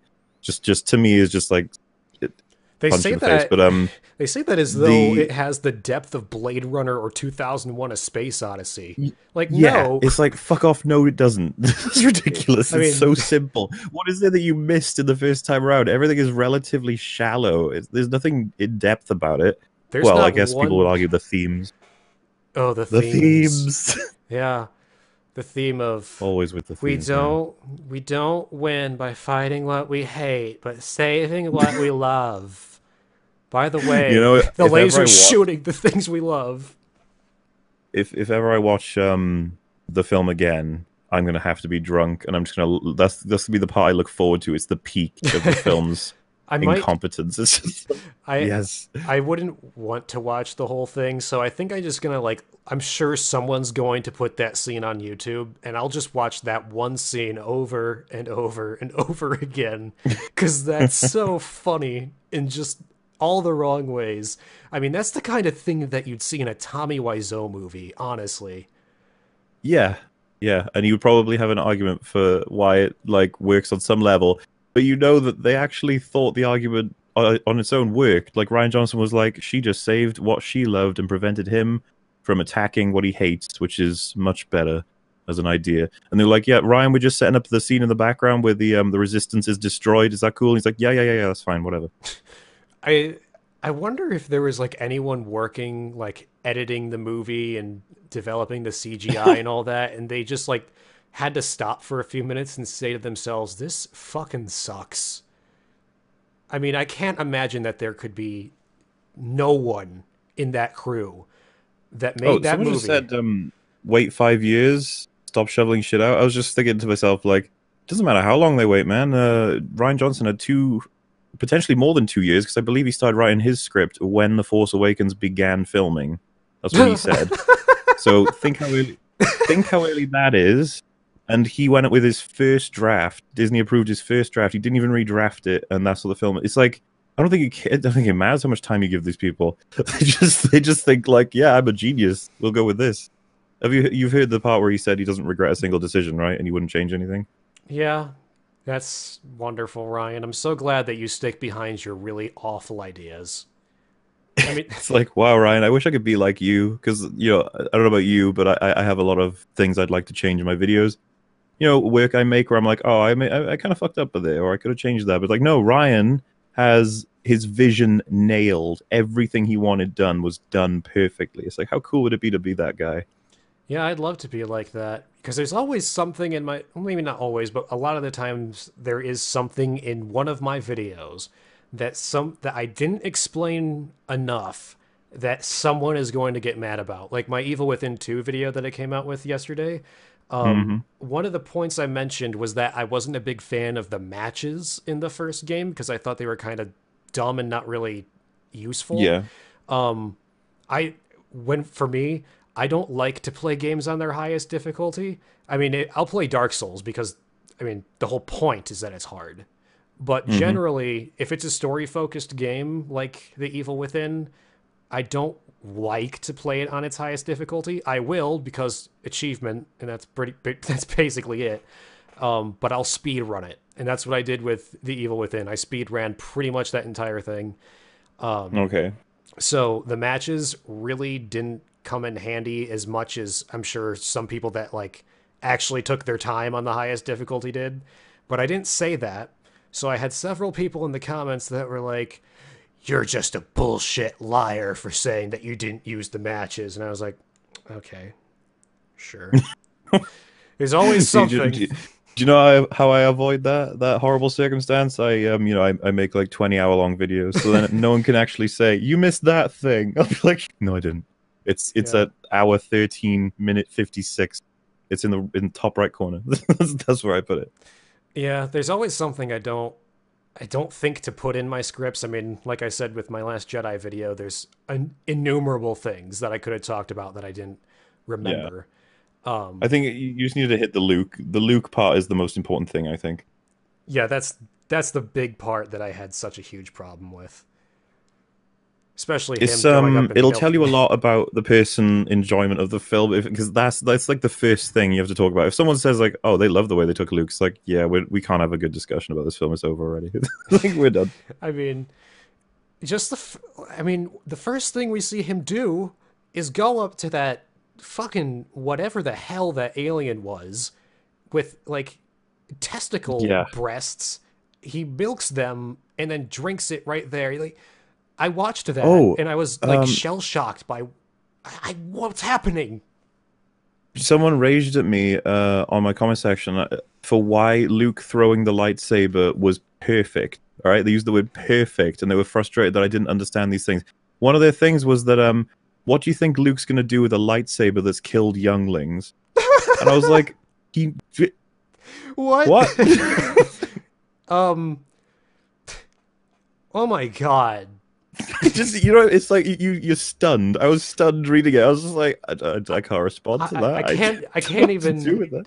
I can't even formulate anything in my brain that comes close to. I.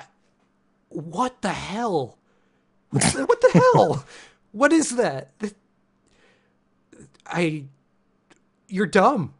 I love the idea, by the way, that Luke found a book that goes through all of this, and there's just this little footnote that's like, and Anakin used his famed lightsaber to slice Padawan Jimmy, Padawan Sarah, Padawan, and Luke's reading through it like, like this fucking lightsaber. I can't Yeah. believe it.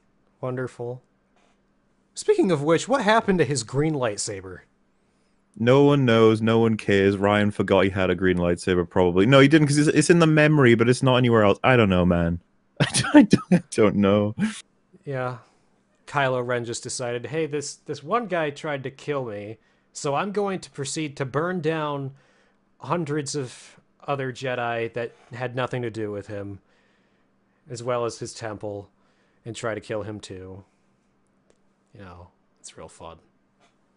Oh, that film. There's just nothing good about it. Like literally nothing.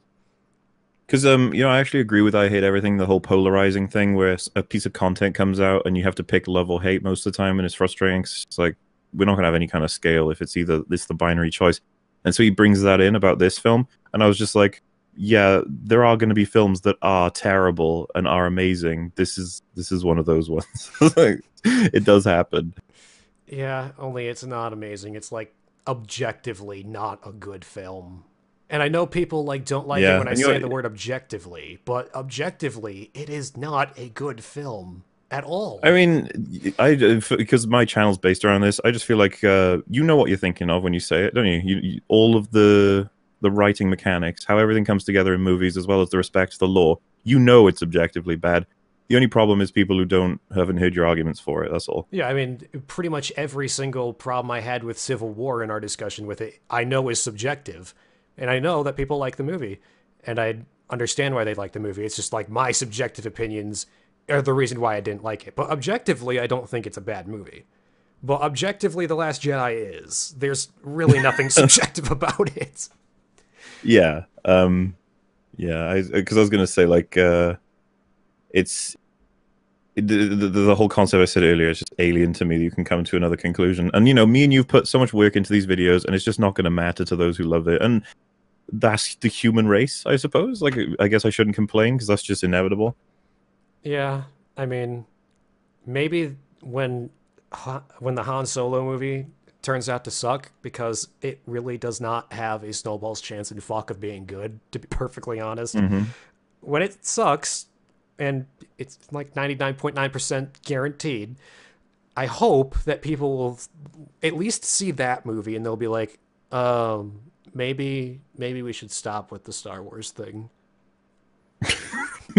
Maybe we should, because this is the thing. They cost them too much money. So I want a universe. I want it to happen, man, where they say, okay, episode 8 didn't happen. Fine, it didn't happen. We're retconning it, and we're gonna do the film again. Here's a different director and writer. We're gonna fix it up.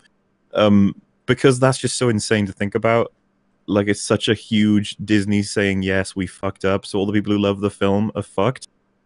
In terms of an argument, it's like Disney think it's terrible and they're retconning it. How much more do you need? Like, uh, but it's just not going to happen because Disney. That's such an embarrassment, Like Disney could never do that. Yeah, I mean, if the Han Solo movie sucks and people like it, even though I think there's like news stories out that Disney has already wrote it off as not going to be a good movie. I mean, before the movie's even out, I don't know how you could possibly make an argument if that movie does turn out to suck. Sorry, you lagged out a bit there. I don't know if you asked me something. No, I didn't. No, okay. Just clarifying. I don't want to be a rude faggot. No, no, Um, I don't. I gotta figure out what's wrong with Discord. I've never had this problem before. yeah, because like I said, from my perspective, it sounds like a connection thing because you get in the robot voice and then you get like a blank. But the thing is, you're doing fine on your end with your stream, so I don't understand what's going on.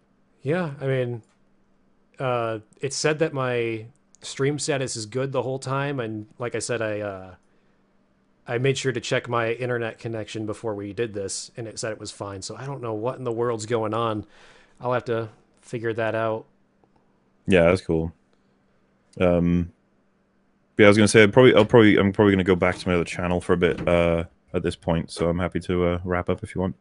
Yeah, yeah. Thanks for having me on. It was a good discussion, and I'm sure all the I people that mean, replied to that comment and were like, "You really are gonna fight, aren't you?" they can see us fight. We totally had a fight, We, but it's what I call a civil discussion about civil war.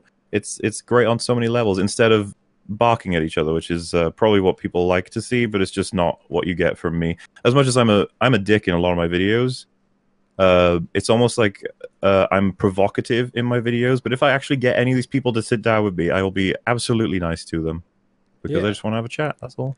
yeah. I don't like to be mean to people unless they're dumb. Unless they like the Last Jedi, I don't know. Yeah, then I'll be mean to you because you're not smart. All Yeah, I right. was gonna say thanks for actually talking to me because you had no reason to really. Yeah, yeah. It's been fun. Yeah, it's good stuff. And maybe we'll do something again in the future. Yeah, Jurassic World 2. Why the movie is not good. Why it's not great. Why We'll go Jurassic that. Park should have You wanna- ended after the first movie. it's like you can't cancel out all of them. I like somebody who's like, just stop it, go to sleep. Fine, we'll take care of this. Yeah, I mean, they've only gotten progressively worse every single year. Did Well, you? I thought you said you liked the third one more than the second one. Was that someone else? I mean, I kind of equally didn't like them. Mm-hmm. I thought there were good elements to I'd have to them, watch but them again. I just know that they're not the first one. That's all. They're just yeah, not the first the one. first one is like the only one that's actually worth caring about. The second and third, I mean, they're bad movies. I don't think Which one's is necessarily worse than the other because I think they're both pretty equally stupid. It's a funny comparison, by the way, because it's like if a bad Jurassic Park film comes out, it's like, oh yeah, that's a history they're butchering. It's already dead. But with Star Wars, it was like, no, there was something left to butcher, and they took care of it. Yeah, fun. Why are there so many bad movies? I don't want to waste my money on bad movies. I want good Well, movies. I did catch. I don't mean to keep keep going with this, but it's just funny. I saw your video on things I don't hate. I liked your intro. You're like, everybody thinks I hate everything. I was like, I could empathize with that. It's just like, you know, a lot of the shit where you said it's so much easier and more entertaining to rip into things instead of gushing over stuff, because it comes across as awkward sometimes when you're just like, this is amazing because of this and this is amazing. People are just like, okay. Yeah, it's not easy to be funny and make jokes about something you like. Yeah. And like that's the only appeal of my channel, is that I like make fun of things and people think it's funny. I can't be funny when I'm talking about something I like. I wasn't really, I mean, there was a couple things with my Evil Within 2 video that I was able to make fun of because it's not a perfect game, and there were things that definitely should have been made fun of. But most of the time, I mean, if I was to make a Titanfall 2 video, I could not possibly make anything funny about it. So I focus on negative stuff because that's more entertaining. But people think that because I only focus on negative stuff that I literally hate everything. Yeah. Well, yeah, because, you know, if I pick particular movies to cover, it's like I don't expect them to be bad, but they could be, and if they are, so be it. It never feels like you're doing this on purpose, you know? It's just like, this is just the result of the planet doing this. the only time, aside from watching The Room, that I ever went into a movie theater expecting it to be bad was with, did you see Valerian? No, but I've heard stuff. Well, if you watch any trailers of it and you come to the same conclusion as I did, that it looks really, really bad, rest assured it's really, really bad. But I went into it knowing it was going to be bad, and I was thoroughly entertained by how really, really bad it was. Uh-huh. I can like take a bad movie if I know going in that it's going to be bad, but if I go into The Last Jedi and I'm like, wow, this movie really sucks even though I wanted it to be good, that's not fun. That's really not fun. Yeah. Yeah, no, I'm always trying to be honest with people. They'll never believe me with my videos, but genuinely, I wanted The Last Jedi to be a lot of fun and well written, and just a romp with Luke Skywalker and all the new characters. Yeah, You know, I'm willing to forgive a lot if they just made something out of it. I had a guy just yesterday tell me on Twitter that my mind was made up before I went to go see the movie, and I was like, no, I was actually really excited for this movie. It's the first Star Wars movie I watched on day one. It's sad, isn't it? Yeah. But, you know, that's just people, and they're really, really bad arguments. Too true, man. Too true. Yeah, so I'll probably leave it there, and I'm totally up for, you know, just chatting with you again some other time if ever you're free. Yeah, yeah. Anytime, I'm up for it. Thanks for having me on again. And vice versa, sir, and for being so friendly and civil. I really appreciate it, and good luck with your future endeavors, whatever they may be. Yeah. Knowing my channel, it's probably not going to be good. But I'll have fun. Sure it will be. Fantastic. But yeah, I gotta go. So goodbye, and you know, thanks for hanging out. Yep. See you around.